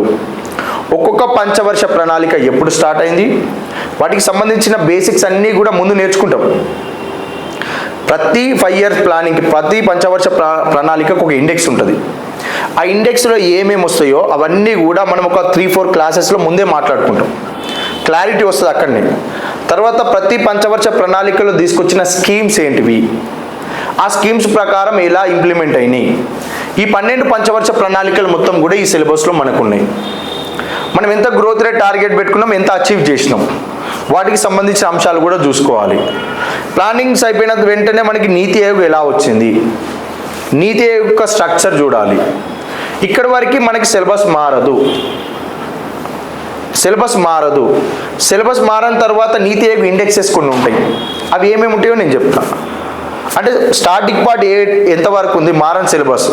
స్టార్టింగ్ పార్ట్ అంటే మారని సిలబస్. ఒక్కసారి వినాలి, అది అర్థమయ్యేంత వరకు క్లారిటీ తీసుకోవాలి. ఒకవేళ క్లారిటీ లేకపోతే మళ్ళీ అడగాలి, మళ్ళీ ఎక్స్ప్లెయిన్ చేస్తాము. మళ్ళీ అర్థం కాకపోతే ఇక్కడనే ఉంటాం, మళ్ళీ అడగవచ్చు. కానీ అర్థం కాలేదు, నేను అడగలేనని మొహమాటం ఉంటే ఒక మార్కు పోతుంది. పాయింట్ టు పాయింట్ నేర్చుకోవాల్సిందే ఇక్కడ. ఓకేనా. ప్లానింగ్స్లో నీకు 12 5-year ప్లానింగ్స్ మారేవి లేవిగా, స్కీమ్స్ అవే ఉంటాయి. ఈ స్కీమ్స్ ఎలా డివైడ్ చేయాలి అంటే, ఇందులో మనకి ఎక్కువ క్వశ్చన్స్ వేటి నుంచి వచ్చినాయి అంటే, గ్రామీణ వేతన ఉపాధి పథకాలు, గ్రామీణ స్వయం ఉపాధి పథకాలు, పట్టణ స్వయం వేతన సంక్షేమ పథకాలు అని చెప్పి వీటిపైన ఎక్కువ క్వశ్చన్స్ వస్తాయి. దాదాపు మనం ఒక 220 స్కీమ్స్ చూడాలి ఇందులో. ఈ 220 స్కీమ్స్ని ఈజీగా గుర్తుపెట్టుకునేటట్లు గ్రామీణ వేతన ఉపాధి పథకాలు, గ్రామీణ స్వయం ఉపాధి పథకాలు, పట్టణ స్వయం సంక్షేమ వేతన ఉపాధి పథకాలు అని చెప్పి ఒక ఆర్డర్ ఉంటుంది. ఈ ఆర్డర్ ప్రకారం చదివితే నీకు 50 to 60 స్కీమ్స్ కవర్ అవుతాయి. ఇక్కడనే చార్ట్ ఉంటుంది, ఈ చార్ట్ గుర్తుపెట్టుకుంటే అయిపోతుంది. మిగిలిన స్కీమ్స్ ఏమనేది మీకు ఈజీగానే క్లారిటీ వస్తుంది. ఇప్పుడు ప్లానింగ్స్ అయిపోయింది, నీతి ఆయోగ్ అయిపోయింది. ఇప్పుడు ఇక్కడ ఏమంటుండు, పబ్లిక్ బడ్జెట్ గురించి అంటున్నాడు. బడ్జెట్లోకి మనం వెళ్ళే ముందు అసలు బడ్జెట్ అంటే ఏంటిది, బడ్జెట్ పైన టర్మినాలజీ ఏమేమి ఉంది, రెవెన్యూ డెఫిసిట్ అంటే ఏంటిది, బడ్జెట్ డెఫిసిట్ అంటే ఏంటిది, ఫిజికల్ డెఫిసిట్, బడ్జెట్ డెఫిసిట్ అంటే బడ్జెట్ లోటు, రెవెన్యూ డెఫిసిట్ అంటే రెవెన్యూ లోటు, ఫిజికల్ డెఫిసిట్ అంటే మనకి కోశ లోటు, ప్రైమరీ డెఫిసిట్ అంటే ప్రాథమిక లోటు, ఎఫెక్టివ్ రెవెన్యూ డెఫిసిట్ ఉంటుంది, నికర రెవెన్యూ లోటు. వీటిపైన నీకు ఒక క్లారిటీ వస్తే ఎవ్రీ ఇయర్ మనకి బడ్జెట్ వస్తుంది కదా, మ్యాగజైన్లో కూడా వస్తాయి కదా, సింపుల్గా చదువుకోవచ్చు మనం. ఇక నీకు ఏముండదు, అక్కడ సంఖ్యలు ఉంటాయి అంతే. ఆ సంఖ్యలు ఎలా గుర్తుపట్టడం రావాలో నేర్చుకుంటే సరిపోతుంది. బడ్జెట్ డెఫినేషన్ వస్తే నీకు క్లారిటీ ఉంటుంది బడ్జెట్ ఎంత ఉందో. తర్వాత నీకు ఫస్ట్ టేబుల్లోనే ఏముంటుంది అని అంటే రెవెన్యూ రిసిట్స్, రెవెన్యూ రాబడులు, మూలధన రాబడులు, క్యాపిటల్ రిసిట్స్ ఉంటుంది, రెవెన్యూ ఎక్స్పెండిచర్, రెవెన్యూ వ్యయం ఉంటుంది, క్యాపిటల్ ఎక్స్పెండిచర్ మూలధన వ్యయం ఉంటుంది. వాటి కిందనే నీకు రెవెన్యూ లోటు ఇస్తాడు, ప్రాథమిక లోటు ఇస్తాడు, కోశ లోటు ఇస్తాడు, నికర రెవెన్యూ లోటు అంటాడు, వాటికి సంబంధించిన వివరాలు ఇస్తాడు. అది చదవడం నేర్చుకోవాలి. మనకి ఈ బేసిక్ టర్మినాలజీ పైన క్వశ్చన్ వస్తుంది, ప్రజెంట్ రెవెన్యూ లోటు ఎంత ఉంది అనేది క్వశ్చన్ వస్తుంది. ఈ రెండు కూడా ఇచ్చిండు గ్రూప్ 2లో. నికర రెవెన్యూ లోటు ఇచ్చిండు, రెవెన్యూ లోటు ఇచ్చిండు, ప్రాథమిక లోటు ఇచ్చిండు, కోశ లోటు ఇచ్చిండు. అసలు ఇవి ఏంటి ఫస్ట్ చూడాలి. బడ్జెట్ టర్మినాలజీ చూసి పబ్లిక్ ఫైనాన్స్లో మనకి అసలు ట్యాక్సెస్ అంటే ఏంటిది, పన్నులు ఎన్ని రకాలు ఉన్నాయి, సెంట్రల్ గవర్నమెంట్ ట్యాక్సెస్ ఏంటిది, స్టేట్ గవర్నమెంట్ ట్యాక్సెస్ ఏంటిది, వాటికి సంబంధించిన అంశాలు చూసి ఫినాన్స్ కమిషన్ మనకి కేంద్రానికి రాష్ట్రాల మధ్యలో పన్నులను ఎలా విభజిస్తుంది. ఇప్పుడు 16th ఫినాన్స్ కమిషన్ ఉంది. ఫస్ట్ నుంచి 16th ఫినాన్స్ కమిషన్ వరకు ఈ 16 ఫైనాన్స్ కమిషన్లో ఈ 16 ఆర్థిక సంఘాలకు సంబంధించి చైర్మన్లు ఎవరు ఉన్నారు, వాళ్ళ టైం పీరియడ్ ఏంటిది, ప్రజెంట్ మనకి 15th ఫినాన్స్ కమిషన్కి సంబంధించిన ఇంప్లిమెంట్ అవుతుంది, దాని రిపోర్ట్ ఇంప్లిమెంట్ అవుతుంది. ఇప్పుడు మనకి 16th ఫినాన్స్ కమిషన్ అనేది 2026 తర్వాత మనకు వచ్చే ఫైనాన్షియల్ ఇయర్ ఇప్పుడు ఉంది కదా కొత్తది, దీని తర్వాత 16th ఫినాన్స్ కమిషన్కి సంబంధించిన రిపోర్ట్ మనకి ఇంప్లిమెంట్ అవుతుంది. అంటే మనం 15వ ఆర్థిక సంఘానికి సంబంధించిన డీటెయిల్గా చదవాలి.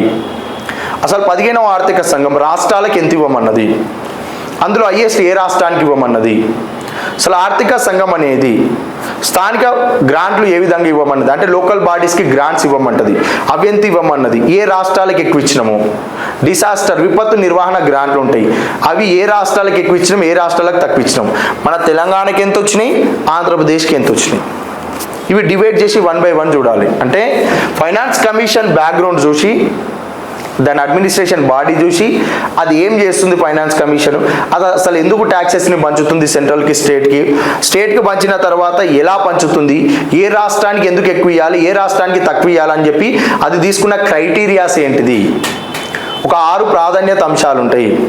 అవి ఏంటేంటి క్రైటీరియాస్ ఉన్నాయి, వాటికి సంబంధించి ప్రొసీజర్ 1 by 1 చూడాలి.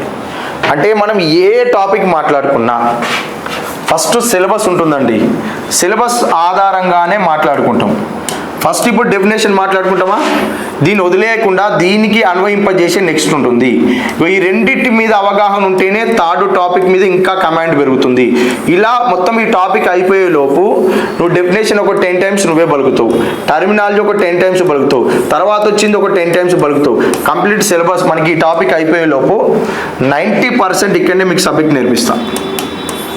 90% కంప్లీట్. మీరు 15 chapters అయిపోయిన తర్వాత మాకు 90% సబ్జెక్ట్ రాలేదు అంటే మళ్ళీ కూర్చుండబెట్టైనా చెప్తా. అంటే ఏదో అయిపోయింది క్లాసు, ప్లానింగ్స్ ఉంది, డెఫినేషన్ చెప్పి నీతి ఆయోగ్ ఉంది, పబ్లిక్ ఫైనాన్స్ ఉందని నా పాటికి నేను చెప్పి పోవడం కాదు. నేను చెప్పినది ప్రతి ఒక్కటి కూడా మీతోటి పలికిపిస్తా. ప్రతిది కూడా 90% మీకు ఇక్కడనే సిలబస్ కవర్ అవుతుంది. మనం ఇందులోనే ఏం చేద్దామంటే ప్రీవియస్ క్వశ్చన్స్ కూడా ఏమేమి వచ్చినాయి కూడా ఇక్కడనే మాట్లాడుకుంటూ అయిపోతుంది, ఒక క్లారిటీ వస్తుంది. ఇప్పుడు పబ్లిక్ ఫైనాన్స్ మొత్తం అయిపోయిన తర్వాత మనకి ఫస్ట్ పార్ట్ కంప్లీట్ అవుతుంది. ఫస్ట్ పార్ట్లో మనం డెమోగ్రఫీ మాట్లాడినాం, నేషనల్ ఇన్కమ్ మాట్లాడినాము, ప్రైమరీ సెకండరీ సెక్టార్ అంటే అది ఓన్లీ అగ్రికల్చర్ అని మాట్లాడుకున్నాము. తర్వాత ఇండస్ట్రీ సర్వీస్ సెక్టార్ అన్నాము, పరిశ్రమలు మరియు సేవా రంగము. 5th యూనిట్ ఏంది,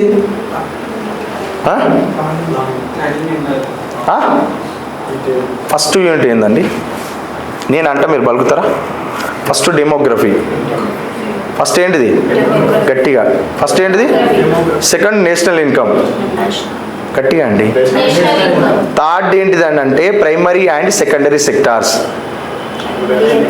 పలకారండి, బయట ఎట్లా వాళ్ళు స్టూడెంట్స్ ఉంటారు బయట.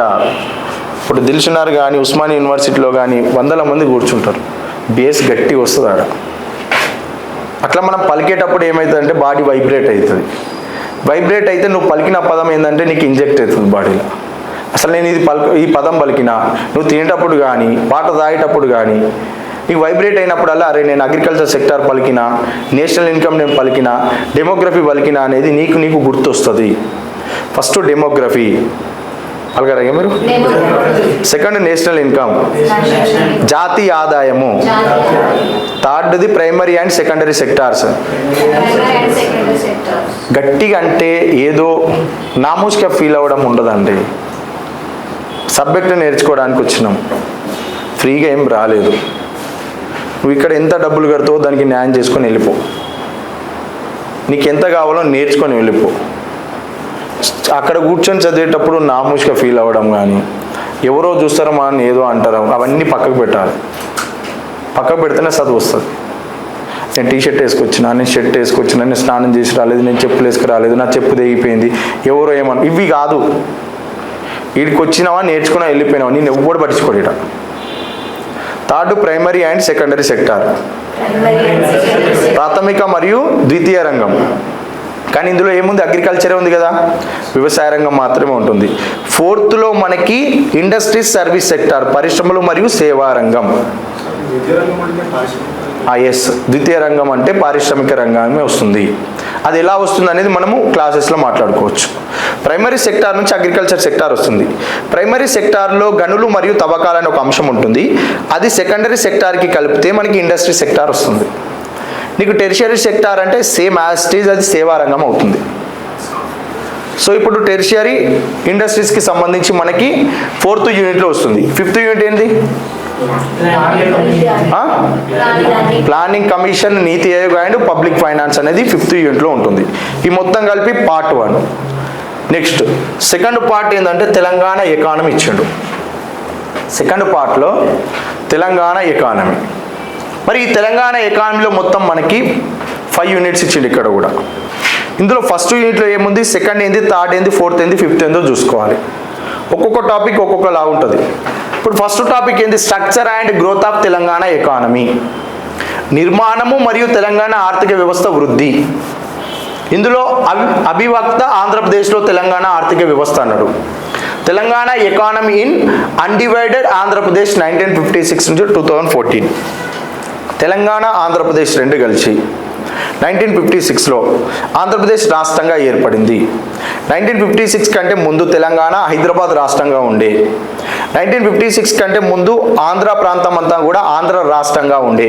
ఈ ఆంధ్ర రాష్ట్రాన్ని హైదరాబాద్ రాష్ట్రంలో ఉన్న తెలంగాణను కలిపి 1956లో ఆంధ్రప్రదేశ్గా ఏర్పాటు చేసిన తర్వాత తెలంగాణ ఆంధ్రప్రదేశ్కి ఉన్న ఆర్థిక వనరుల పరిస్థితి ఎలా ఉందో ఇక్కడ క్లియర్గా చూసుకోవాలి మనం. వీటి కోసం మనము ఏ కమిషన్లను ఏర్పాటు చేశారు అనే దాంట్లో లలిత్ కమిటీ, భార్గవ కమిటీ, ఇవి రెండు కూడా ఆర్థిక వనరుల పైన ఏర్పాటు చేసిన కమిటీలు ఇచ్చిండు. తార్ కమిషను, ఎస్కే తార్ కమిటీ ఏంటిది అని అంటే ఇది సెంట్రల్ గవర్నమెంటే. అప్పటికి మనకి గవర్నమెంట్ ఫామ్ కాలేదు, రాజ్యాంగ పరిషత్ ఉండే. ఆ రాజ్యాంగ పరిషత్ ఎస్కే తార్ కమిటీని ఏర్పాటు చేసింది.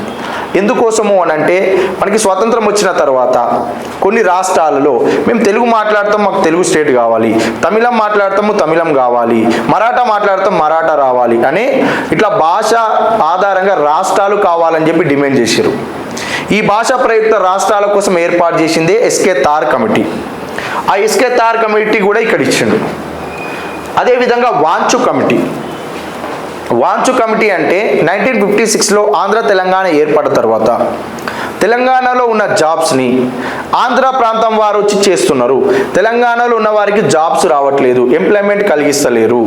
తెలంగాణలో ఉన్న జాబ్స్ని ఆంధ్ర వాళ్ళు ఎన్ని తీసుకున్నారు, ఇలా మాకు అన్యాయం జరిగింది అనే దానిపైన వాంచు కమిషన్ ఏర్పాటు చేస్తే, ఈ వాంచు కమిషన్ ఏర్పాటు చేయడానికి రీజన్ ఏంటంటే ఇప్పుడు తెలంగాణ ఆంధ్రప్రదేశ్ రెండు కలిసి ఉన్నాయి. కలిసి ఉన్నప్పుడు ఈ తెలంగాణ ఆంధ్రప్రదేశ్ ఉన్న ఈ ఆంధ్రప్రదేశ్లో తెలంగాణ కోసం సపరేట్గా మనం నోటిఫికేషన్ ఇవ్వరాదు, కంప్లీట్ స్టేట్ కోసమే నోటిఫికేషన్ ఇవ్వాలి. కొంత భాగానికి నువ్వు నోటిఫికేషన్ ఇస్తే రాజ్యాంగంలోని మనకి ఆర్టికల్ 16 ఉంది, ఆర్టికల్ 14 ఉంది, సమానత్వం గురించి తెలియజేస్తాయి. అప్పుడు సుప్రీంకోర్టుకి ఎవరైనా వెళ్తారు. ప్రభుత్వ ఉద్యోగాల గురించి కల్పించేటప్పుడు ఆర్టికల్ 16 తెలియజేస్తుంది మనకి కాన్స్టిట్యూషన్లో. ఆర్టికల్ 16కి మనం విరుద్ధం అవుతాము గవర్నమెంట్ అని ఈ వాంచు కమిటీ తెలిపింది. ఇవన్నీ కూడా 1 by 1 క్లియర్గా చెప్తా. అసలు ఏం చెప్పిర్రు, ఏమున్నాయి, ప్రతిదీ కూడా పాయింట్ టు పాయింట్ మనం నేర్చుకోవచ్చు. నెక్స్ట్ భూ సంస్కరణలు, ల్యాండ్ రిఫార్మ్స్ ఇచ్చిండు. ఇందులో ఇక్కడి వరకు ఇది సబ్ టాపిక్. ఇందులోనే మళ్ళీ ఇంకొక సబ్ టాపిక్ ఏమి ఇచ్చాడండి, భూ సంస్కరణలు. అసలు ల్యాండ్ రిఫార్మ్స్ ఎందుకు వచ్చినాయి, బ్రిటిష్ పీరియడ్లో ఎలాంటి వ్యవస్థ ఉంది, భూస్వామ్య వ్యవస్థ, జమీందారీ సిస్టమ్ అంటే ఏంది, మహల్వారీ సిస్టమ్ అంటే ఏంది, రైతువారీ సిస్టమ్ అంటే ఏంది, వీటి ద్వారా కొద్దిమంది చేతుల్లోకి 1000 ఎకరాల భూమి ఎలా వెళ్ళింది. ఆ 1000 ఎకరాల భూమి ఇప్పుడు నా దగ్గర 1,00,000 ఎకరాలు ఉంది, మీ దగ్గర భూమి లేదు, మీరు వ్యవసాయం చేసుకోవాలి. మీకు ఎప్పుడో ఇప్పుడు కాకుండా ఇంకో 20 yearsకైనా మీకు అథారిటీస్ ఉండాలన్నా వద్ద ల్యాండ్ మీద కావాలి. నేనేం చేస్తున్నా, నా 100 ఎకరాలు మిమ్మల్ని పనికి పెట్టుకున్నా, నాకు నచ్చినప్పుడు పనికి ఉంచుకుంటున్నా, లేకుంటే తీసేస్తున్నా. మీకు ఇన్కమ్ ఉంటుందా, ఉండదు. ఇలా మనకి బ్రిటిష్ వారి యొక్క భూస్వామ్య విధానాల వలన కొద్దిమంది చేతుల్లోకి 1,00,000 ఎకరాల భూమి పోయింది. వాళ్ళ భూమిని తీసుకొని పేద ప్రజలకు పంచడం కోసము భూ సంస్కరణలు తీసుకొచ్చారు. ఇండియాలో ఏ విధంగా ఉంది, తెలంగాణలో ఏ విధంగా ఉందో చూడాలి. మన తెలంగాణ కంప్లీట్ సిస్టమ్ వేరు. ఇండియాలో అంటే బ్రిటిష్ పాలిత ప్రాంతాలు ఒక సిస్టమ్ ఉంటుంది, మనది నిజాం రాజులు పరిపాలించిన ప్రాంతం. మన దగ్గర ఉన్న భూస్వామ్య విధానాలు ఏంటివి. 1956 తర్వాత ఆంధ్ర తెలంగాణ రెండు ఏర్పడిన తర్వాత భూస్వామ్య విధానాలు ఎలా ఉన్నాయి. ఇప్పుడు ఆంధ్ర ప్రాంతం ఏమో మద్రాసులో భాగంగా ఉండే. మద్రాస్ ప్రెసిడెన్సీ ఎవరిది, బ్రిటిష్ వారిది. మనం ఎవరిలో ఉన్నాము, నిజాం కింద ఉన్నాము. మన దగ్గర ఉన్న భూస్వామ్య విధానాలు సపరేటు, ఆంధ్ర ప్రాంతంలో ఉన్న భూస్వామ్య విధానాలు సపరేటు. 1956 తర్వాత ఈ రెండు ప్రాంతాలు కలిపి స్టేట్గా ఏర్పడిన తర్వాత ఇలాంటి భూస్వామ్య విధానాలు ఉన్నాయి. వాటికి సంబంధించి 1 by 1 చూసి రీసెంట్గా మనకి తెలంగాణలో భూభారతి వచ్చింది. అసలు భూభారతి ఎందుకు తీసుకొచ్చారు, భూభారతి కంటే ముందు 2020లో రికార్డ్ ఆఫ్ రైట్స్ యాక్ట్ ఉంది. దీనికంటే ముందు తెలంగాణ ఏపీ ఇద్దరు చదువుకోవాల్సిన 1971 record of rights act pattadar pass పుస్తక చట్టం అంటారు దాన్ని. అసలు అదెందుకు వచ్చింది? దానికంటే ముందు 1948 చట్టం ఏం చెప్పింది? 1948 కంటే ముందు 1936లో నిజాం పీరియడ్లో ఏముంది? 1936 కంటే ముందు సర్వీస్ సెటిల్మెంట్ యాక్ట్ ఎప్పుడు తీసుకొచ్చారు? ఈ యొక్క ఆర్డర్ మొత్తం క్లారిటీ ఉంటే భూభారతి అర్థమవుతుంది. ఇవన్నీ కూడా మనం ఇక్కడ ల్యాండ్ రిఫార్మ్స్లోనే క్లియర్గా చూద్దాం. ఇది తెలంగాణ సోషియో ఎకనామిక్ అవుట్లుక్ అండి. ఇది మారదు ఎక్కడి వరకు మారుతుంది, ఎక్కడి వరకు మారతలేదు అనేది మీరు అక్కడనే టిక్ చేసుకోవాలి క్లాస్లోనే. ఇదంతా కూడా మనకి మారదు. నెక్స్ట్ ఇది ఏంటిదంటే వీటి నుంచి మన క్వశ్చన్స్ ఇచ్చిందండి. 9 క్వశ్చన్స్ ఓన్లీ ఈ లైన్ నుంచి వచ్చినాయి మన రీసెంట్ ఎగ్జామ్లో. 2014 నుండి తెలంగాణ ఆర్థిక వ్యవస్థ వృద్ధి మరియు అభివృద్ధి, రాష్ట్ర ఆదాయానికి రంగాల సహకారము, తలసరి ఆదాయము.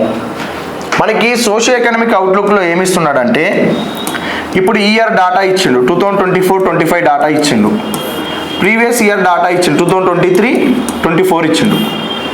ఇప్పుడు ఇక్కడ 2 ఇయర్స్ డాటానే ఇచ్చిండు. ఇక్కడ ఏమంటుండు 2014 అంటున్నా సిలబస్లో.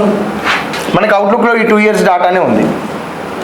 మరి క్వశ్చన్లో మన 2014-15 నుంచి అడిగిందండి. అందరు ఈ అవుట్లుక్ చదువుకొని వెళ్ళిరు. 2014-15 ఎక్కడ వస్తుంది? ఆ డాటా ఎక్కడ ఉంటుంది? తెలంగాణ స్టేట్ స్టాటిస్టికల్ అబ్స్ట్రాక్ట్ అనే ఒక రిపోర్ట్ ఉంటుంది. తెలంగాణ స్టేట్ గ్లాన్స్ అనే ఒక రిపోర్ట్ ఉంటుంది. ఈ రిపోర్ట్లో మనకి 2014-15 నుండి ప్రజెంట్ వరకు ఉన్న డాటాకి సంబంధించిన వివరాలు ఉంటాయి.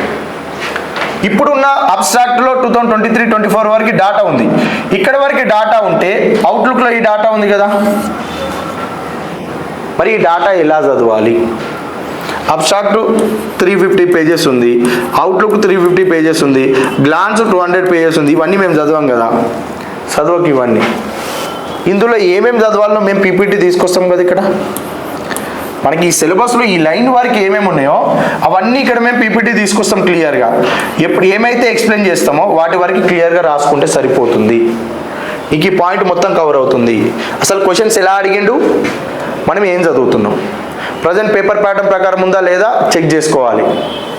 నెక్స్ట్ ఎలా అడుగుతాడు ముందే మనం దాన్ని అబ్జర్వ్ చేయాలి. ఇది క్లియర్గా ఇక్కడనే నేర్చుకుంటూ అయిపోతుంది. నెక్స్ట్ జనాభా సేమ్. ఇక ఇప్పుడు ఇండియాకి ఏదైతే జనాభా అన్నామో తెలంగాణలో కూడా సేమ్ అదే విధంగా. తెలంగాణలో అత్యధిక జనాభా కలిగిన జిల్లా, అత్యల్ప జనాభా కలిగిన జిల్లా. తెలంగాణలో అక్షరాస్యత శాతం అత్యధికంగా ఉన్న జిల్లా, అక్షరాస్యత శాతం తక్కువగా ఉన్న జిల్లా. స్త్రీ పురుష నిష్పత్తి అత్యధికంగా ఉన్న జిల్లా, స్త్రీ పురుష నిష్పత్తి తక్కువగా ఉన్న జిల్లా. తెలంగాణకి ఏదైతే ఉంటుందో సేమ్ ఆంధ్రప్రదేశ్ కూడా ఇదే ఉంటుంది, మారేది ఏముండదు ఇక జనాభా. Next agriculture. ఇప్పుడు తెలంగాణకి ఇండియాకి సంబంధించిన అగ్రికల్చర్లో ఏమైనా తేడా ఉందా అంటే ఇండియా అగ్రికల్చర్లో స్టార్టింగ్ పార్టే ఎక్కువ ఉంటుందండి. మారని సిలబసే మనకి అక్కడ 85% ఉంది. ఇక్కడ మారే సిలబస్ 50% ఉంది తెలంగాణ అగ్రికల్చర్. సో నువ్వు తెలంగాణ ఎకానమీ నేర్చుకునేటప్పుడే తెలంగాణ సోషియో ఎకనామిక్ అవుట్లుక్ అయితే కంపల్సరీ నేర్చుకోవాలండి. తెలంగాణ సోషియో ఎకనామిక్ అవుట్లుక్ నీకు పూర్తిగా క్లారిటీగా అర్థమైతే ఈ తెలంగాణ ఎకానమీలో నీకు 65% సిలబస్ కవర్ అవుతుంది, క్లియర్గా నేర్చుకోవచ్చు. ఇప్పుడు ఇక్కడ చూడండి, ఇంపార్టెన్స్ ఆఫ్ అగ్రికల్చర్ వదిలేస్తే trend in growth rate of agriculture, ప్రస్తుతము వ్యవసాయ రంగం యొక్క వృద్ధి రేట్లు ఎలా ఉన్నాయి, contribution of agriculture and allied sectors to GSDP GSVA, land use and land holding pattern, cropping pattern, irrigation, ఇవన్నీ కూడా మనకి సర్వేలో ఉంటాయి. దీని టర్మినాలజీ ఒక్కటి ఇక్కడ నేర్చుకోవాలి మనం. దానికి సంబంధించిన అప్డేట్ పార్ట్ అంతా కూడా సర్వేలో ఇస్తాడు. సర్వే చూసిన తర్వాత మళ్ళీ ఇందులో కూడా క్లియర్గా మనం చూడవచ్చు. ఇప్పుడు growth and development of allied sector, ఇది కూడా సర్వేనే. కానీ ఇండియాలో ఇప్పుడు తెలంగాణ వరకు వచ్చేసరికి సర్వే చూస్తాం. సర్వేలో ఇరిగేషన్ పార్ట్ ఉంటుంది, మేజర్ ప్రాజెక్ట్స్ అంటాడు, ప్రధాన ప్రాజెక్టులు అంటాడు, చిన్న తరహా ప్రాజెక్టులు అంటాడు. ఈ ప్రాజెక్టుల బ్యాక్గ్రౌండ్ ఏం చేయాలంటే ఇక్కడ మనం క్లియర్గా మాట్లాడుకోవాలి. కృష్ణా నది పైన ప్రాజెక్టులు ఏమున్నాయి, గోదావరి నది పైన ప్రాజెక్టులు ఏమున్నాయి, ఏ ప్రాజెక్టు ద్వారా ఏ డిస్టిక్కి వాటర్ పోతుంది అనేది మనం ఇక్కడ క్లియర్గా నేర్చుకోవాలి.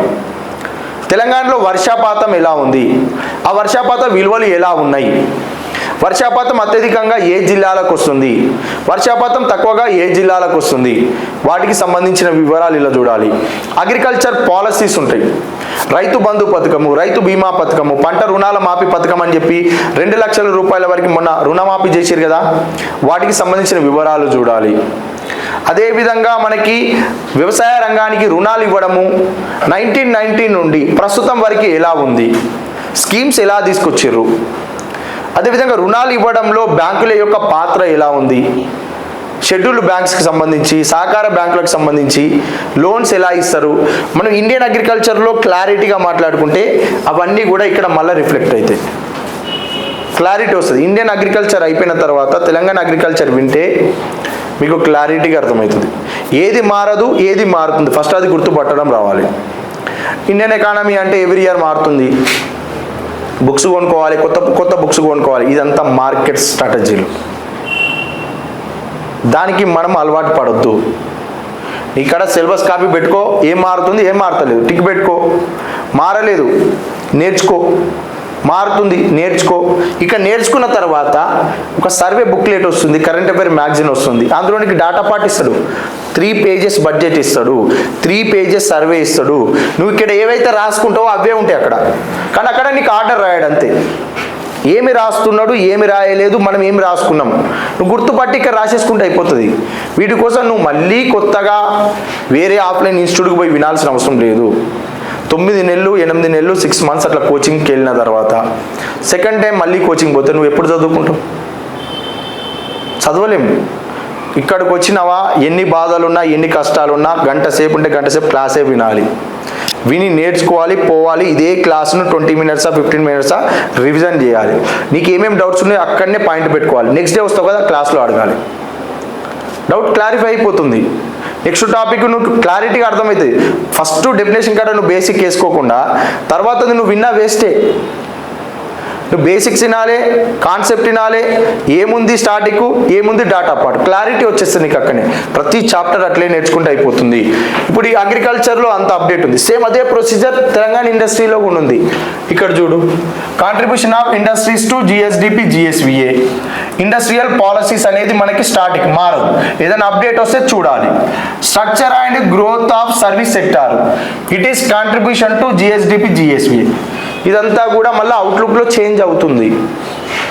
ప్రజెంట్ అవుట్లుక్లో ప్రజెంట్ తెలంగాణ ఎకానమీ ఇవి నేర్చుకున్న తర్వాత నెక్స్ట్ ప్యాటర్న్ ఒకటే ఇయర్ డాటా మారుతుంది. ఆ ఒక్క ఇయర్ డాటా నువ్వు మార్చుకుంటే అయిపోతుంది కదా, క్లియర్ ఇక్కడనే నేర్చుకోవాలి. ఇప్పుడు నెక్స్ట్ మనకి వచ్చే సర్వేలో రీసెంట్గా తెలంగాణ రైజింగ్ గ్లోబల్ సమ్మిట్ 2025 జరిగింది కదా, అందులో మనకి తెలంగాణ ప్రాంతాన్ని 3 జోన్లుగా విభజించారు. కోర్ అర్బన్ రీజియన్ అని, పెరి అర్బన్ రీజియన్ అని, అగ్రి ఏరియా రీజియన్గా డివైడ్ చేశారు. Core urban region service sector అని, peri urban region industry sector అని డెవలప్ చేస్తా అని, అగ్రి ఏరియా అనేది వ్యవసాయ రంగాన్ని. ఇప్పుడు ఇది తెలంగాణ, ఈ తెలంగాణ ప్రాంతాన్ని ఏమంటున్నాడు రేవంత్ రెడ్డి గారు అంటే, మేము తెలంగాణ రైజింగ్ గ్లోబల్ సమ్మిట్ని నిర్వహించి తెలంగాణను 3 రీజియన్స్గా తీసుకొస్తున్నాము. ఇది కోర్ అర్బన్ రీజియను, ఇది పెరి అర్బన్ రీజియను, ఇది అగ్రి ఏరియా రీజియను. ఇప్పుడు తెలంగాణ జిఎస్డిపి అంటే, ఇప్పుడు ఇందాక జీడిపిలో మనం primary sector, secondary sector, tertiary sector అన్నామా. ప్రైమరీ నుంచి అగ్రికల్చర్ అన్నాం కదా, సెకండరీ నుంచి ఇండస్ట్రీస్, టెరిషియరీ అంటే సర్వీసు. ఇప్పుడు జిఎస్డిపి అంటే కూడా సేమ్ అదే వస్తుంది. వీటి టర్మినాలజీ చెప్తా, క్లారిటీ వస్తుంది. ఇక్కడ మాత్రమే వినాలి. ఇప్పుడు ప్రైమరీ, సెకండరీ, టెరిషియరీ ఇందులో కూడా ఉంటాయా? జీడిపి జిఎస్డిపికి తేడా ఏముంది? జీడిపి అంటే దేశవ్యాప్తంగా, జిఎస్డిపి అంటే మన స్టేట్ వరకే. జీడిపిలో ఏవైతే 3 రంగాలు ఉంటాయో జిఎస్డిపిలో అవే 3 రంగాలు ఉంటాయి. ఇప్పుడు ఇక్కడ అగ్రికల్చర్ ఉంది కదా ప్రైమరీ సెక్టార్లో, సెకండరీలో ఇండస్ట్రీ సెక్టార్ ఉంది, టెరిషియరీలో సర్వీస్ సెక్టార్ ఉంది. ఈ సర్వీస్ సెక్టార్ని ఇక్కడ డెవలప్ చేస్తారంట కోర్ అర్బన్ రీజియన్లో. సెకండరీ సెక్టార్లో ఉన్న ఇండస్ట్రీస్ని ఈ పెరి అర్బన్ రీజియన్లో డెవలప్ చేస్తాడట.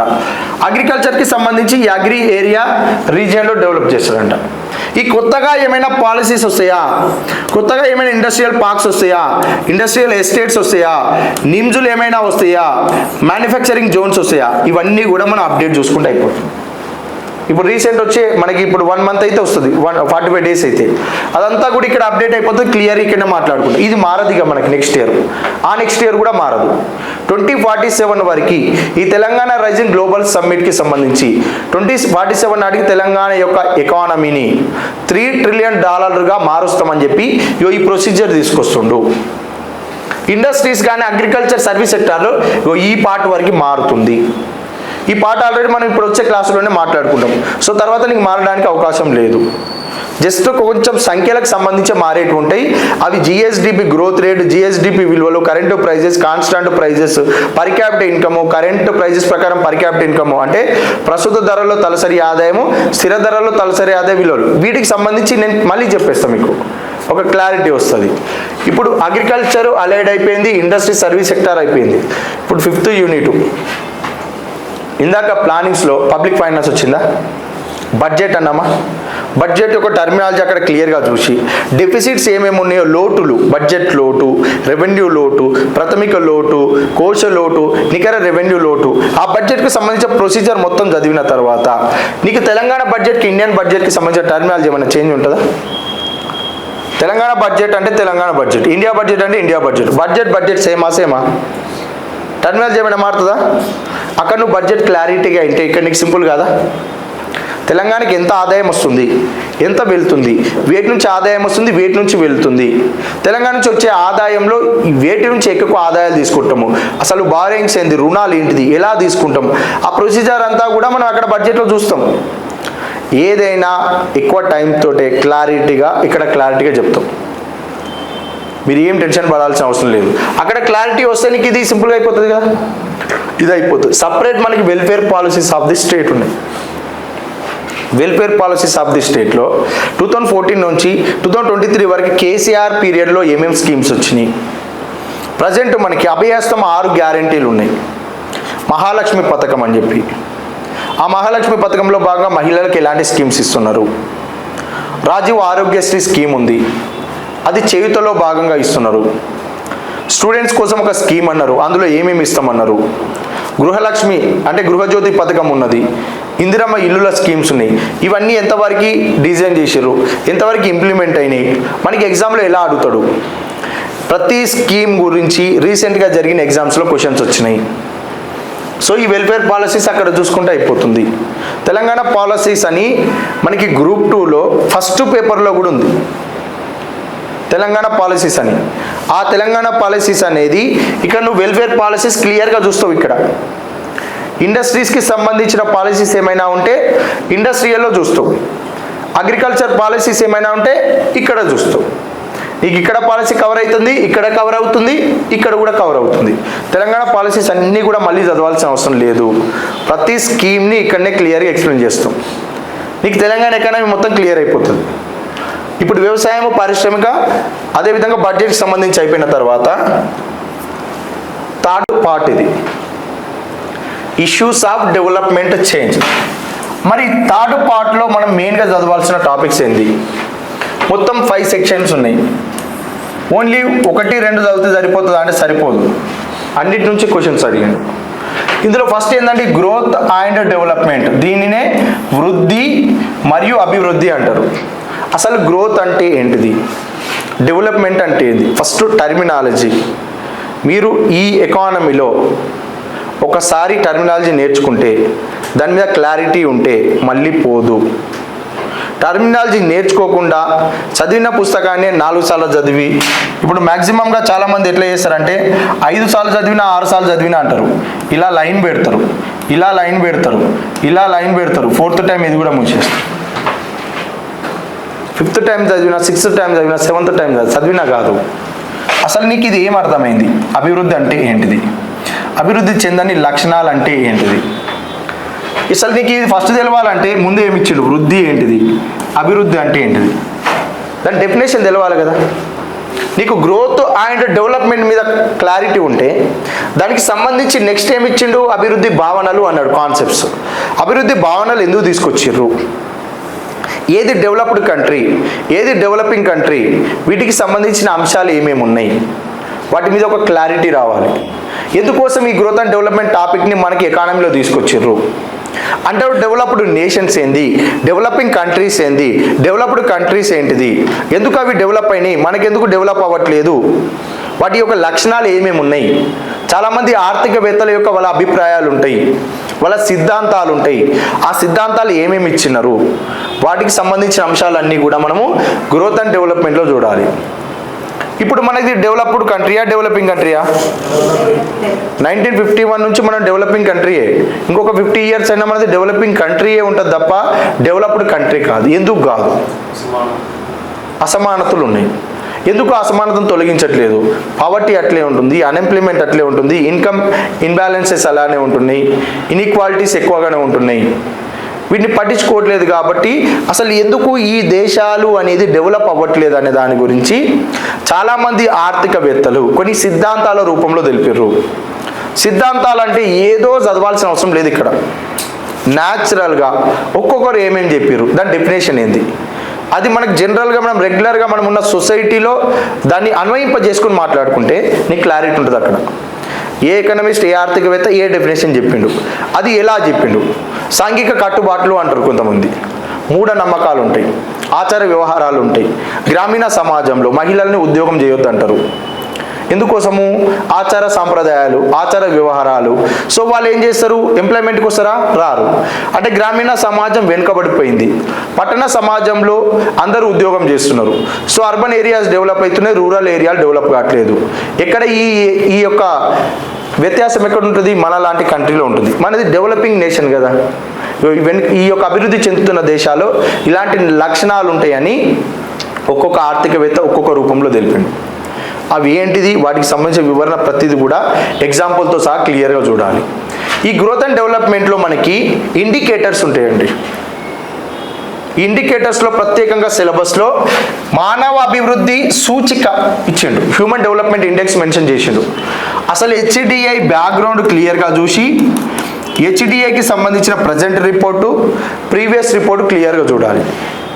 భారతదేశం యొక్క ర్యాంక్ హెచ్డిఐలో ఎంత ఉంది, భారతదేశంలో పొరుగునున్న దేశాలు చైనా, పాకిస్తాన్, శ్రీలంక, ఆఫ్ఘనిస్తాన్ దేశాలతో పోలిస్తే మన యొక్క ర్యాంక్ ఎలా ఉంది, అదేవిధంగా బ్రిక్స్ దేశాలతో పోలిస్తే ఎలా ఉంది, ఏషియన్ దేశాలతో పోలిస్తే భారతదేశం యొక్క ర్యాంక్ ఎలా ఉంది, వాటికి సంబంధించిన అంశాలు ఇక్కడ చూడాలి. అదేవిధంగా ఈ ఇండికేటర్స్లో హ్యూమన్ పావర్టీ ఇండెక్స్ ఉంటుంది, హ్యూమన్ పావర్టీ ఇండెక్స్ 2 ఉంటుంది. ఇవి రెండింటినీ కలిపి మల్టీ డైమెన్షనల్ పావర్టీ ఇండెక్స్గా ఎలా తీసుకొచ్చారు, ఆ మల్టీ డైమెన్షనల్ పావర్టీ ఇండెక్స్ని నేషనల్కి వర్తింపజేయాలి.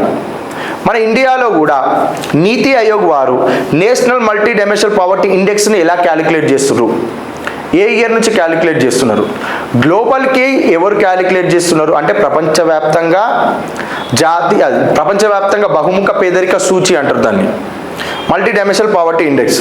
ప్రపంచవ్యాప్తంగా ఎవరు క్యాలిక్యులేట్ చేస్తున్నారు, దేశాల పరంగా ఎందుకున్నది, నేషనల్ ఎవరు క్యాలిక్యులేట్ చేస్తున్నారో చూడాలి. ఇందులో వరల్డ్ బ్యాంక్ ఎందుకు ఇంట్రడ్యూస్ అయిందో చూడాలి. వరల్డ్ బ్యాంకే ప్రపంచవ్యాప్తంగా పేదరికం ఉన్న దేశాలకు లాంగ్ టర్మ్ అనగా దీర్ఘకాలిక రుణాలు ఇస్తుంది.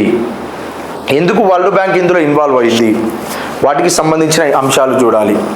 ఇండికేటర్స్ అనేది మనకు 12 ఉంటాయి. ఫార్ములా ప్రజెంట్ ఎంత ఉంది, ఆల్రెడీ దాన్ని ఇప్పుడు క్యాలిక్యులేట్ చేస్తురా లేదా, అవి నేర్చుకుంటే సరిపోతుంది ఈ గ్రోత్ అండ్ డెవలప్మెంట్లో.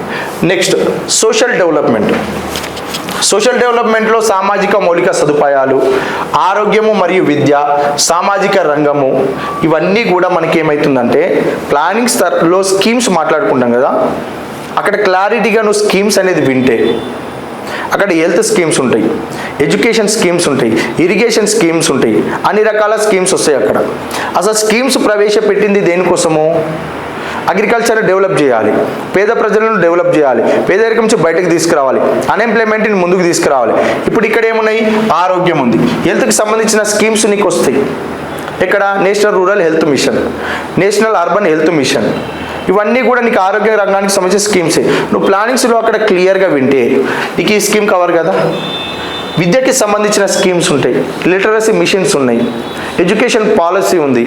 అవన్నీ అక్కడ నేర్చుకుంటే నీకు ఇక్కడ ఇది కవర్ అయిపోదా? అయిపోతుంది. సామాజిక అసమానతలు, కులము, లింగము, మతము, సామాజిక పరివర్తన, ఇది సోషియాలజీలో కూడా ఉంటుంది, ఇక్కడ కూడా మనం మాట్లాడతాం. క్యాస్ట్ అంటే ఏంటిది, లింగం జెండర్ అంటే ఏంటిది, మతం రిలీజియన్ మతం అంటే ఏంటిది, సామాజిక పరివర్తన, సమాజం ఎలా మారుతుంది, దానికి సంబంధించిన అంశాలు ఇక్కడ మనం క్లియర్గా చూసుకుంటే అయిపోతుంది. మీరు బుక్లో చూడండి, ఈ సోషల్ డెవలప్మెంటే ఒక 70 పేజెస్ ఉంటుంది. ఫస్ట్ నుంచి లాస్ట్ వరకు చూసేసరికి నెత్తి ఖరాబ్ అవుతుంది. ఏం చదవాలో అర్థం కాక ఆయన ఈ థర్డ్ సెక్షన్ మొత్తం కంప్లీట్ ఈ థర్డ్ పార్ట్నే వదిలేస్తారు. అవసరం లేదంతా. మనకి సిలబస్లో ఇది ఇచ్చిండా, వీటి వరకే చూడు. అసలు ఇందులో ఏం చదవాలో నేర్చుకో. హెల్త్కి సంబంధించి ఏముంది, విద్యకు సంబంధించి ఏముంది, అవే చూసుకో. ఏది పడితే అది మొత్తం చదవద్దు, వేస్ట్. ఇప్పుడు ఇందులో నుంచి నీకు ప్లానింగ్స్లో స్కీమ్స్ వచ్చే, హెల్త్కి సంబంధించిన ఇండికేటర్స్ మనం మాట్లాడతాం, అక్కడనే ఇన్ఫాంట్ మోర్టాలిటీ రేటు, డెమోగ్రఫీలో మాట్లాడతాం అన్నాం కదా, అక్కడనే వచ్చాయి అన్ని. ఎడ్యుకేషన్ పాలసీస్ వచ్చాయి, అక్కడ నువ్వు క్లియర్గా నేర్చుకున్నప్పుడు మళ్ళీ ఇక్కడ 30-40 స్కీమ్స్ ఉన్నాయి కదా అని చెప్పి ఆగమాగమైనం అనుకో, దీని ఆయనతో స్కిప్ చేస్తాం. ఇందులో ఏం చదవాలో వాటి వరకే నేర్చుకుంటే సరిపోతుంది. నెక్స్ట్ ప్రాంతీయ అసమానతలు కూడా ఉన్నాయి. దానికి ముందు పావర్టీ అన్ఎంప్లాయ్మెంట్ ఉంది. ఇంతకుముందు పేదరికం నిరుద్యోగం సపరేట్ ఉండే, ఇప్పుడు పేదరికం నిరుద్యోగాన్ని కల్పించిండు. అసలు పావర్టీ అంటే ఏంటిది, పేదరికం యొక్క నిర్వచనము, కనీస అవసరాలు కూడా తీరని స్థితిని, బేసిక్ నెసెసిటీస్ కూడా ఎవరైతే తీర్చుకోలేని స్థితిలో ఉంటారో వాళ్ళు పేదవారు అంటారు. ఇది ప్రపంచవ్యాప్తంగా పావర్టీ ఎన్ని రకాలు ఉంది, ఆ పావర్టీ టైప్స్ ఆఫ్ పావర్టీ ఏమేమి ఉన్నాయో అవి చూసి, మరి టైప్స్ ఆఫ్ పావర్టీ అంటున్నాము, పేదరికం రకాలు అంటున్నాము, పేదరికాన్ని ఎలా లెక్కిస్తాము అనే దానికి ఫస్ట్ ఒక పావర్టీ లైన్ ఎలా తీసుకొచ్చిర్రు, పావర్టీ లైన్ని ఫస్ట్ వాళ్ళు ఎవరు ఇంట్రడ్యూస్ చేసిర్రు, ఆ పావర్టీ లైన్ కోసం ఇండియాలో ఎలాంటి మార్పులు వచ్చినాయి, ఎలాంటి కమిటీలు వచ్చినాయో చూడాలి. తర్వాత మెజర్మెంట్స్ ఆఫ్ పావర్టీని లెక్కించే పద్ధతులు, పావర్టీని ఏ పద్ధతుల ద్వారా లెక్కిస్తారు, వాటికి సంబంధించిన అంశాలు అన్నీ కూడా మనం ఇక్కడ పావర్టీలో చూడాలి. పావర్టీలో అప్డేట్ ఏమైనా ఉందా అంటే national multi dimensional poverty index ఉంటుంది. ఇది ఒకటే అప్డేట్ పార్టు. అత్యధికంగా పేదరికం ఉన్న రాష్ట్రము, అత్యల్పంగా పేదరికం ఉన్న రాష్ట్రము, ఇవి క్లియర్గా చూసుకోవాలి. మన తెలంగాణ వారికి వస్తే తెలంగాణ రిపోర్ట్ చూడాలి, ఆంధ్రప్రదేశ్ వరకు వస్తే ఆంధ్రప్రదేశ్ యొక్క రిపోర్ట్ కూడా చూడాలి.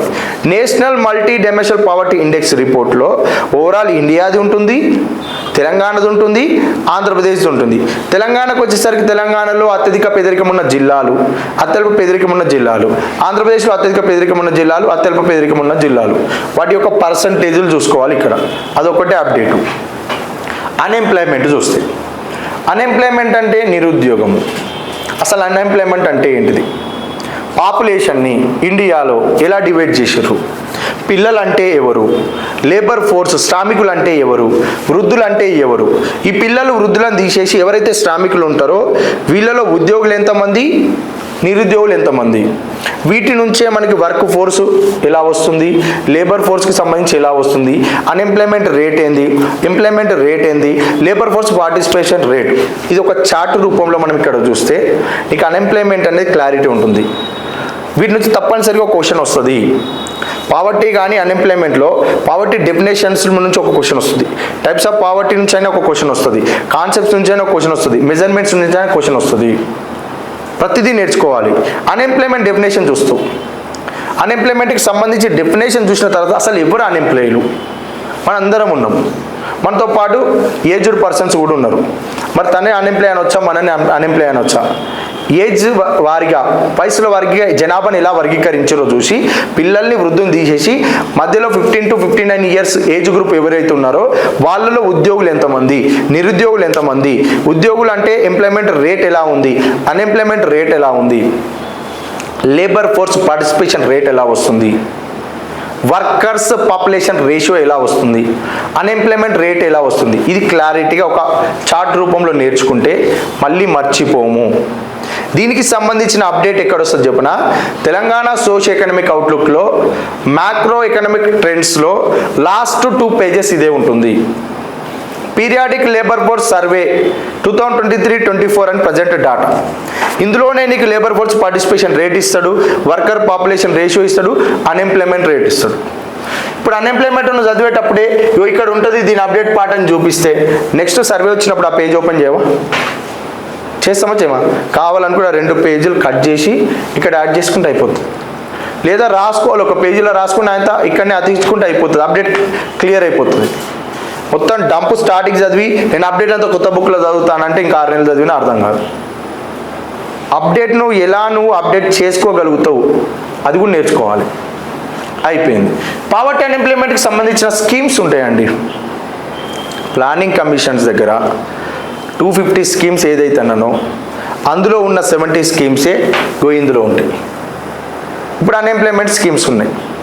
అన్ఎంప్లాయ్మెంట్ స్కీమ్స్లో సెల్ఫ్ ఎంప్లాయ్మెంట్ స్కీమ్స్ వస్తాయి, వేజ్ ఎంప్లాయ్మెంట్ స్కీమ్స్ వస్తాయి. ఫుడ్ ఫర్ వర్క్ ప్రోగ్రామ్ 1977, 1980లో నేషనల్ రూరల్ ఎంప్లాయ్మెంట్ స్కీము, 1983లో national rural employment guarantee scheme వస్తుంది. దీన్నే rural landless guarantee employment scheme అంటారు.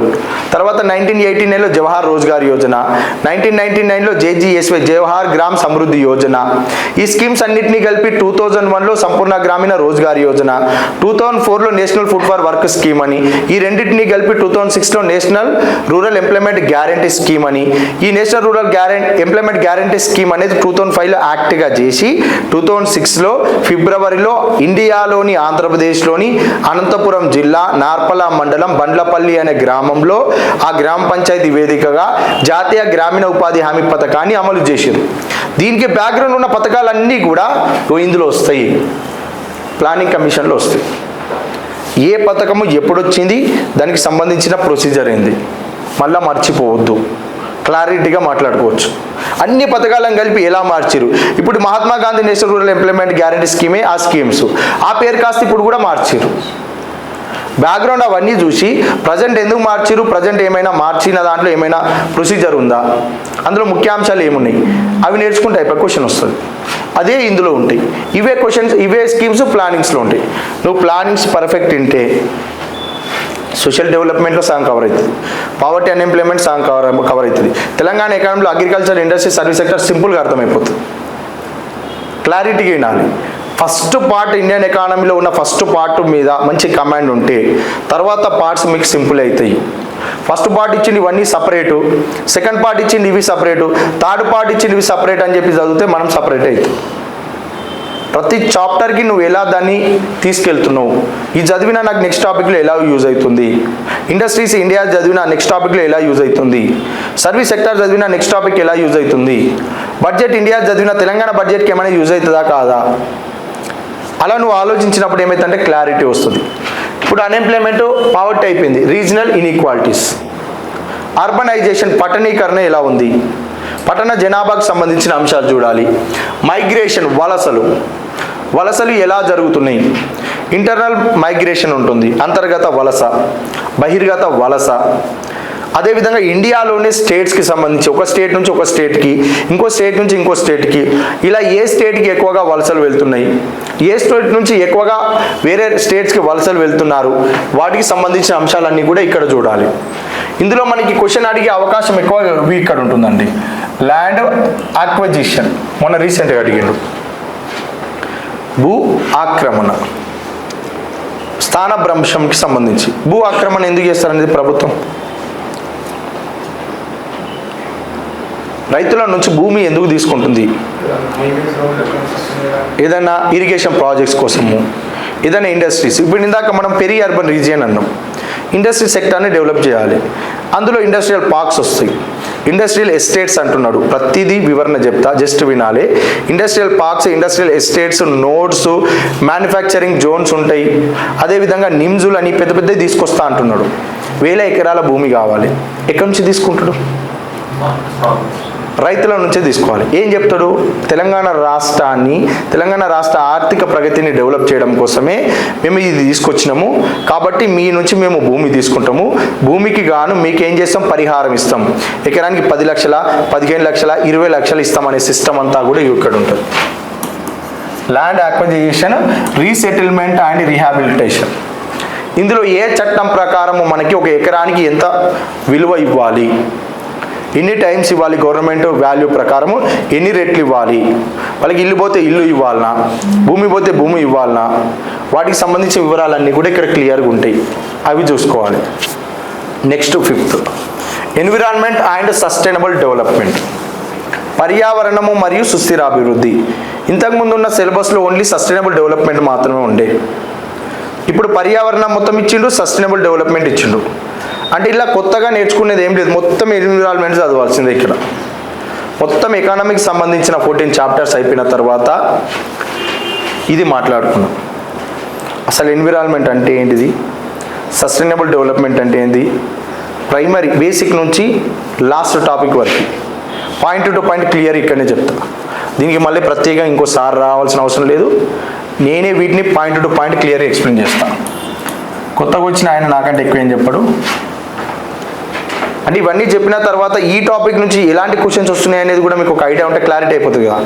11 క్వశ్చన్స్ వచ్చినాయి మొన్న రీసెంట్గా జరిగిన దాంట్లో ఎన్విరాన్మెంట్ నుంచి.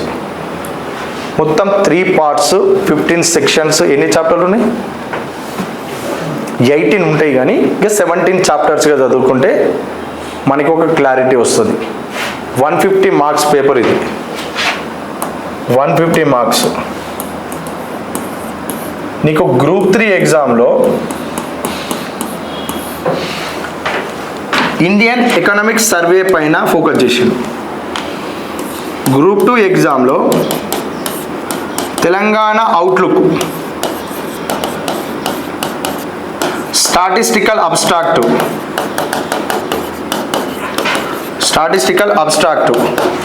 National family health survey reports, వీటిని బేస్ చేసుకొని క్వశ్చన్స్ ఎక్కువ ఇచ్చిండు.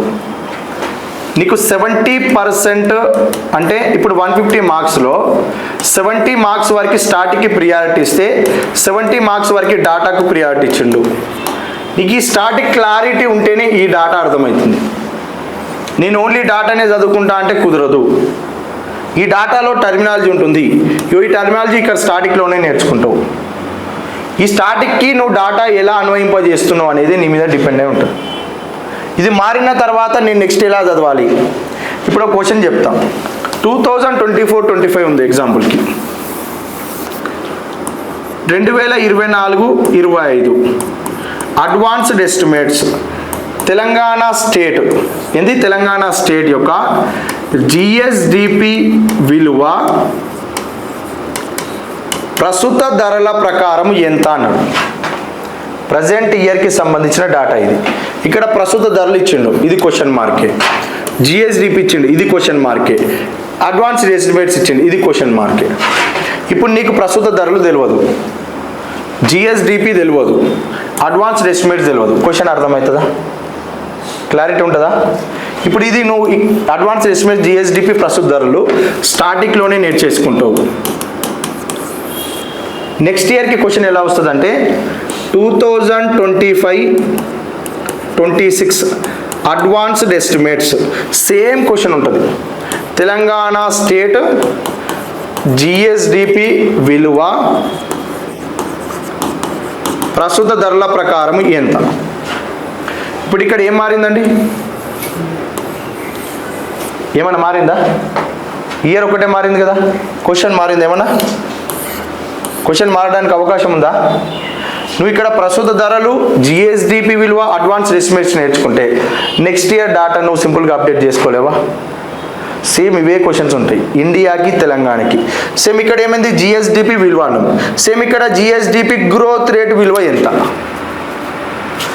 ఈ జిఎస్డిపి ప్లస్లో పర్ క్యాపిటల్ ఇన్కమ్ ఎంత, ఈ పదాలు మాత్రమే మారుతాయి. నువ్వేం చేయాలి, ప్రస్తుత ధరలు, స్థిర ధరలు, per capita income, growth rate, advanced estimates, first revised estimates, second revised estimates, ఈ పదాలు నేర్చేసుకున్నావు అనుకో, ఇది నువ్వు ఆడుకుంటావు. క్లారిటీగా చెప్తున్నా, ఈ పదాలు ఏ క్లాసులో ఎవరు చెప్పరు, 90% చెప్పరు, నేనైతే చెప్తాను. ఇక వేరే వాళ్ళ ఉద్దేశించి నేను అనట్లేదు, కానీ నేను చెప్తున్నా అంతే. వీటి మీద నీకు అవగాహన వస్తే డాటా పార్ట్ నువ్వే చదువుకుంటావు. క్లాసెస్ వినాలి, పోవాలి, చదవాలి, మళ్ళీ రావాలి, వినాలి. నిన్న చెప్పిన క్లాస్కి ఈరోజు క్లాస్లో ఏమైనా ఇంట్రడక్షన్ ఉందా? నిన్న చెప్పింది ఇక్కడ మళ్ళీ చెప్తున్నాడా?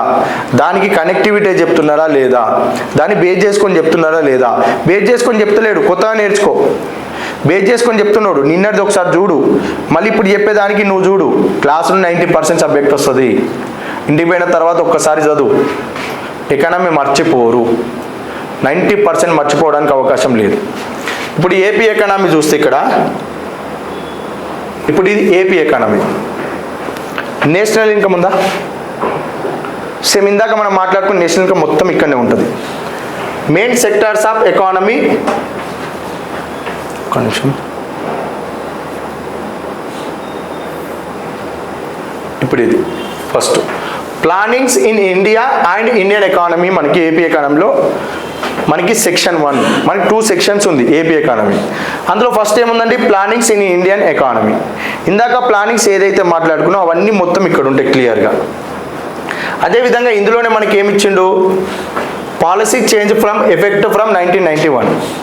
ఆర్థిక సంస్కరణలకు సంబంధించిన అంశాలన్నీ కూడా ఇక్కడనే క్లియర్గా మనం మాట్లాడుకోవాలి. ప్రణాళికలు వస్తాయి, ఆర్థిక సంస్కరణలు దీనికి కనెక్ట్ చేసుకొని ఇక్కడనే మాట్లాడుకుంటూ అయిపోతుంది. అంటే నువ్వు ఇండస్ట్రీస్కి సంబంధించి ఇండియాది చూస్తే తెలంగాణలో అవి మొత్తం తెలుస్తుంది, అందులోనే ఆర్థిక సంస్కరణలు వస్తాయి. నువ్వు ప్లానింగ్స్ అక్కడనే చదువుకుంటే ఈ ప్లానింగ్స్ కవర్ అవుతుంది, ఇండస్ట్రీస్ కవర్ అవుతుంది, ఆర్థిక సంస్కరణలు కవర్ అవుతాయి. ఇక్కడ ఏమంటుండు? Broad fiscal, monetary, industrial, trade and agriculture policies, objectives and reasonable constants and effects అంటుండు. ఇండియాలో అగ్రికల్చర్ చదవవా? ఇక్కడ అగ్రికల్చర్ ఉంది. ఇండియా అగ్రికల్చర్ పాలసీస్ మనకి సేమ్ ఉంటాయి. తెలంగాణ అగ్రికల్చర్ అప్పుడు తెలంగాణ వేరే ఉంటుంది, ఆంధ్రప్రదేశ్ అగ్రికల్చర్ అప్పుడు ఆంధ్రప్రదేశ్ పాలసీస్ వేరే వస్తాయి. ట్రేడ్ మనకు లేదా? టాపిక్ ఉంది కదా, ఆ ట్రేడ్ ఇక్కడ మాట్లాడుతూ. ఇండస్ట్రియల్కి సంబంధించి ఇండస్ట్రీస్ మాట్లాడుతాం కదా, అక్కడనే వస్తుంది. నీకు ఫిజికల్, మానిటరీ, బడ్జెట్ మాట్లాడుతున్నాం కదా, ట్యాక్సెస్కి సంబంధించి ఉంటాయి అంటున్నాం కదా, ఆ ట్యాక్సెస్ చూసుకోవాలి. అందులో ఫినాన్స్ కమిషన్ తెలంగాణకి ఎంత ఇచ్చింది, ఆంధ్రప్రదేశ్కి ఎంత ఇచ్చింది అన్నప్పుడు ఆంధ్రప్రదేశ్ ప్రాంతం వరకు సపరేట్ చూసుకుంటే సరిపోతుంది. నెక్స్ట్ ఇంకొకటి ఏమి ఇచ్చిందండి? Occupational distribution, British rule with reference to drain theory, laissez faire policy. ఏం లేదు మనకి లైసీజ్ ఫేర్ పాలసీ అని అంటే మనకి 1991 ఎకనామిక్ రిఫార్మ్స్ తర్వాత మన దగ్గర స్వేచ్ఛ వ్యాపారం ఎలా జరిగింది, దానికి ముందు ఎలా ఉంది, ఇవన్నీ కూడా మనకి ఎకనామిక్ రిఫార్మ్స్ దగ్గర క్లియర్గా మాట్లాడతాం. ఇది కూడా అక్కడనే నీకు కవర్ అయిపోతుంది. ఎక్స్ట్రా ఏముందంటే ఇక్కడ తెలంగాణలో బ్యాంకింగ్ అని చెప్పి మెన్షన్ చేయలేదు, కానీ తెలంగాణ గ్రూప్ 2కి కూడా బ్యాంకింగ్ ఉంటుంది, సర్వీస్ సెక్టార్లో భాగంగా మెన్షన్ చేయలేదు. కానీ ఏపీ వాళ్ళకి money, banking and public finance మనం ఆల్రెడీ మాట్లాడతాం, ఉంది టాపిక్. దీనిలో ఏమేమి వస్తాయి అన్నీ మాట్లాడుకుంటాం. ఎక్స్ట్రా మీకు బ్యాంకింగ్ కూడా ఇక్కడ క్లియర్గా చెప్పాలి. బ్యాంకింగ్తో పాటు మీకు ఇన్ఫ్లేషన్, ద్రవ్యోల్బణం ఉంటుంది, ఆ ద్రవ్యోల్బణానికి సంబంధించి మాట్లాడుకుంటూ అయిపోతుంది. నెక్స్ట్ ఇక్కడ growth distributions and welfare characteristics. ఇప్పుడు గ్రోత్ అండ్ డెవలప్మెంట్ అన్నాం కదా, అభివృద్ధి, ఆ అభివృద్ధికి సంబంధించిన అంశాలన్నీ కూడా ఇక్కడ మనకి క్లియర్గా కవర్ అవుతాయి. మనకి తెలంగాణలో ఉన్న ఇండియన్ ఎకానమీ ఏదైతే ఉందో అది మొత్తం నేర్చుకుంటే అందులో ఉన్న కొన్ని అంశాలను తీసుకొని ఏపీ ఎకానమీలో పెట్టాడు. ఏపీ ఇండియన్ ఎకానమీలో మనకి పొందుపరిచారు, అక్కడ అన్నీ కవర్ అయిపోతాయి.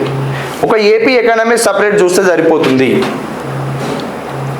ఏపీ ఎకానమీలో కూడా ఏముండదు, ప్లాన్స్లో ఆంధ్రప్రదేశ్కి ఇలాంటి స్కీమ్స్ వచ్చినాయి, ఆంధ్రప్రదేశ్కి సంబంధించిన ల్యాండ్ యూజ్ ప్యాటర్న్ ఎలా ఉంది, వాటికి సంబంధించిన అంశాలు. అదేవిధంగా ఏపీ క్రాపింగ్ ప్యాటర్న్, ఇప్పుడు తెలంగాణకు చూడలేదా cropping pattern, Telangana land holding, Telangana land use ఏవైతుంటాయో సేమ్ అదే ఇది. అంటే ఇవన్నీ నీకు క్లారిటీ రావాలంటే ఫస్ట్ ఏం చేయాలి? ఏపీ సోషియో ఎకనామిక్ అవుట్లుక్ చదవాలి. తెలంగాణ సోషియో ఎకనామిక్ అవుట్లుక్ ఏ విధంగా ఉంటుందో ఏపీ సోషియో ఎకనామిక్ అవుట్లుక్ కూడా సేమ్ అదే ప్రొసీజర్లో చదవాలి. సేమ్ ప్యాటర్న్ ఉంటుంది, ఇక్కడ వాల్యూస్ మారుతాయి, అక్కడ వాల్యూస్ మారుతాయి, ఇక్కడ వేరే వాల్యూస్ ఉంటాయి, అక్కడ వేరే వాల్యూస్ ఉంటాయి.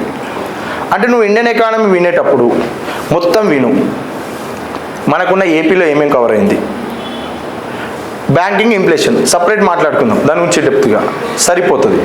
ఏపీ ఎకానమీలో మనం ఏమేమి మాట్లాడుకోవాలి, వాటికి సంబంధించిన అంశాలు ఇక్కడ క్లియర్ చూద్దాం. తెలంగాణకి అగ్రికల్చర్ ఉంది, ఇండస్ట్రీస్ ఉంది, సర్వీస్ సెక్టార్ ఉంది. ఏపీకి అగ్రికల్చర్ ఉంది, ఇండస్ట్రీస్ ఉంది, సర్వీస్ సెక్టార్ ఉంది. ఇక్కడ ఏమేమి ఉన్నాయి, ఇక్కడ ఏమేమి ఉన్నాయి చూసుకోవాలి. ఏ టాపిక్ మాట్లాడినా, ఇప్పుడు ఈరోజు ఈ టాపిక్ మాట్లాడుతున్నాం, ఈ టాపిక్ గురించి ఫస్ట్ ఇక్కడ బోర్డు మీద మనం ఆ టాపిక్ పెట్టుకొని ఇది మాట్లాడుతున్నాం ఈరోజు అని చెప్పి దాన్ని మెన్షన్ చేసి ఇక్కడ ఎక్స్ప్లెయిన్ చేయడం జరుగుతుంది. నీకు సిలబస్ ఏం కూడా స్కిప్ చేయము, ప్రతిదీ పాయింట్ టు పాయింట్ మీకు అర్థమయ్యేటట్టే చెప్తాం. ఇండియన్ అయిపోయినా తెలంగాణ అయిపోతుంది, ఏపీ అయిపోతుంది. నాకు ఇది చెప్పలేదు అని చెప్పి నువ్వు చూసుకొస్తే నేను అప్పుడే ఇది కూడా చెప్పేస్తాను. నేను ఆ ఛాన్స్ మ్యాక్సిమం ఇయ్యను. ఒకవేళ మీకు ఇది నాకు చెప్పలేదన్న ఫీలింగ్ ఉండి మీరు మా దగ్గరకు వచ్చినా చెప్పేస్తాం. ఇది మనకి ఇండియన్ ఎకానమీకి సంబంధించి తెలంగాణ వాళ్ళకైతే టీఎస్పీఎస్సీ, ఏపీ వాళ్ళకైతే ఏపీపీఎస్సీ మొత్తం కవర్ అయ్యే సిలబస్. మీరు ఈ యొక్క ఎకానమీని కాకుండా గ్రూప్ 2కి సంబంధించి మొత్తం సిలబస్ కాపీ దగ్గర పెట్టుకోండి. రీసెంట్ పేపర్స్ ఏమున్నాయి, టీజీపీఎస్సీ వారు నిర్వహించిన గ్రూప్ 2 గ్రూప్ 3 పేపర్ ఏముంది, 2016 గ్రూప్ 2 పేపర్ ఏముంది, 2012 గ్రూప్ 2 పేపర్ ఏముంది. 2012 అంటే ఏపీ తెలంగాణ కంబైన్డ్. ఏపీపీఎస్సీ వారు రీసెంట్గా నిర్వహించిన మెయిన్స్లో ఎకానమీకి సంబంధించిన క్వశ్చన్ పేపర్ ఏముంది, ప్యాటర్న్ ఎలా వస్తుంది. 16 ప్యాటర్న్ ఒకలా ఉంటే 22లో వచ్చిన గ్రూప్ 2కి రీసెంట్గా 24లో నిర్వహించిన ఎగ్జామ్ ప్యాటర్న్ మొత్తం చేంజ్ అయింది.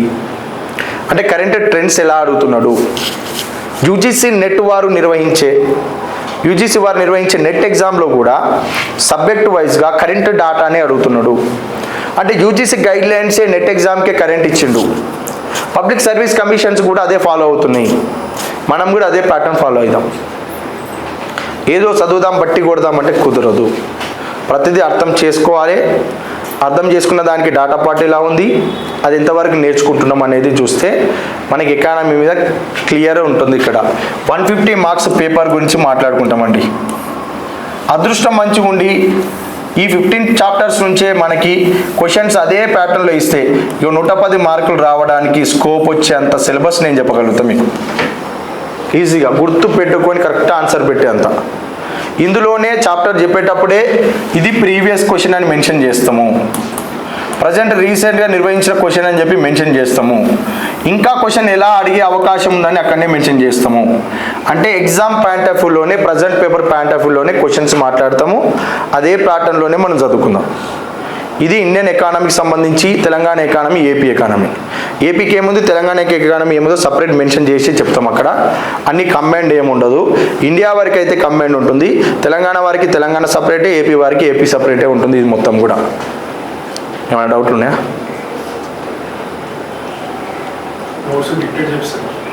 నోట్స్ అనేది మ్యాక్సిమం డిక్టేట్ చేయించే ప్రయత్నం చేస్తాం. కానీ ఇప్పుడు తెలుగు ఇంగ్లీష్ ఇద్దరు ఉన్నారు అనుకోండి, ఈ మెటీరియల్ ప్రొవైడ్ చేయాల్సి వస్తుంది. ఇక తెలంగాణ వారికి తెలంగాణ స్లైడ్ అంటే తెలుగు వారికి తెలుగు స్లైడ్ ఉంటుంది, ఇంగ్లీష్ వారికి ఇంగ్లీష్ స్లైడ్ కూడా ఉంటుంది. టర్మినాలజీ కాడ ఏమి ఇబ్బంది ఏమి ఉండదు. మ్యాక్సిమం ఇంగ్లీష్ స్లైడ్ పెట్టిన తెలుగు వారికి కూడా అర్థమైపోతుంది అది. ఎందుకంటే తెలుగు ఎట్లా పలుకుతాం, నేషనల్ ఇన్కమ్ అంటే జాతీయ ఆదాయం అంటాం, ఫిజికల్ పాలసీ అంటే కోశ విధానం అంటాం. ఇట్లా ప్రతిదీ మాట్లాడతాం కాబట్టి పెద్ద ప్రాబ్లం ఏమి ఉండదు. ఇక నోట్స్ మ్యాక్సిమం అయితే అందరూ తెలుగు మీడియం అంటే నోట్స్ చెప్పడానికి ట్రై చేస్తాం, లేకుంటే మెటీరియల్ అన్న ప్రొవైడ్ చేస్తాం. మ్యాక్సిమం నేనేమంటున్నానంటే డెప్త్గా కాన్సెప్ట్ని నేర్చుకొని దాని వివరణ మొత్తం వింటే నోట్స్ ఏదున్నా మీరు చదువుకుంటారు. ఇప్పుడు నోట్స్ ఇవ్వాలి అంటే ఇక్కడికి చెప్పాలి, ఇది నోట్స్ రాయించాలి. క్లారిటీగా ఎక్స్ప్లెనేషన్ ఉండాలి అంటే నేను నోట్స్ ఇస్తా, పూర్తి స్థాయిలో నోట్స్ ఇవ్వను.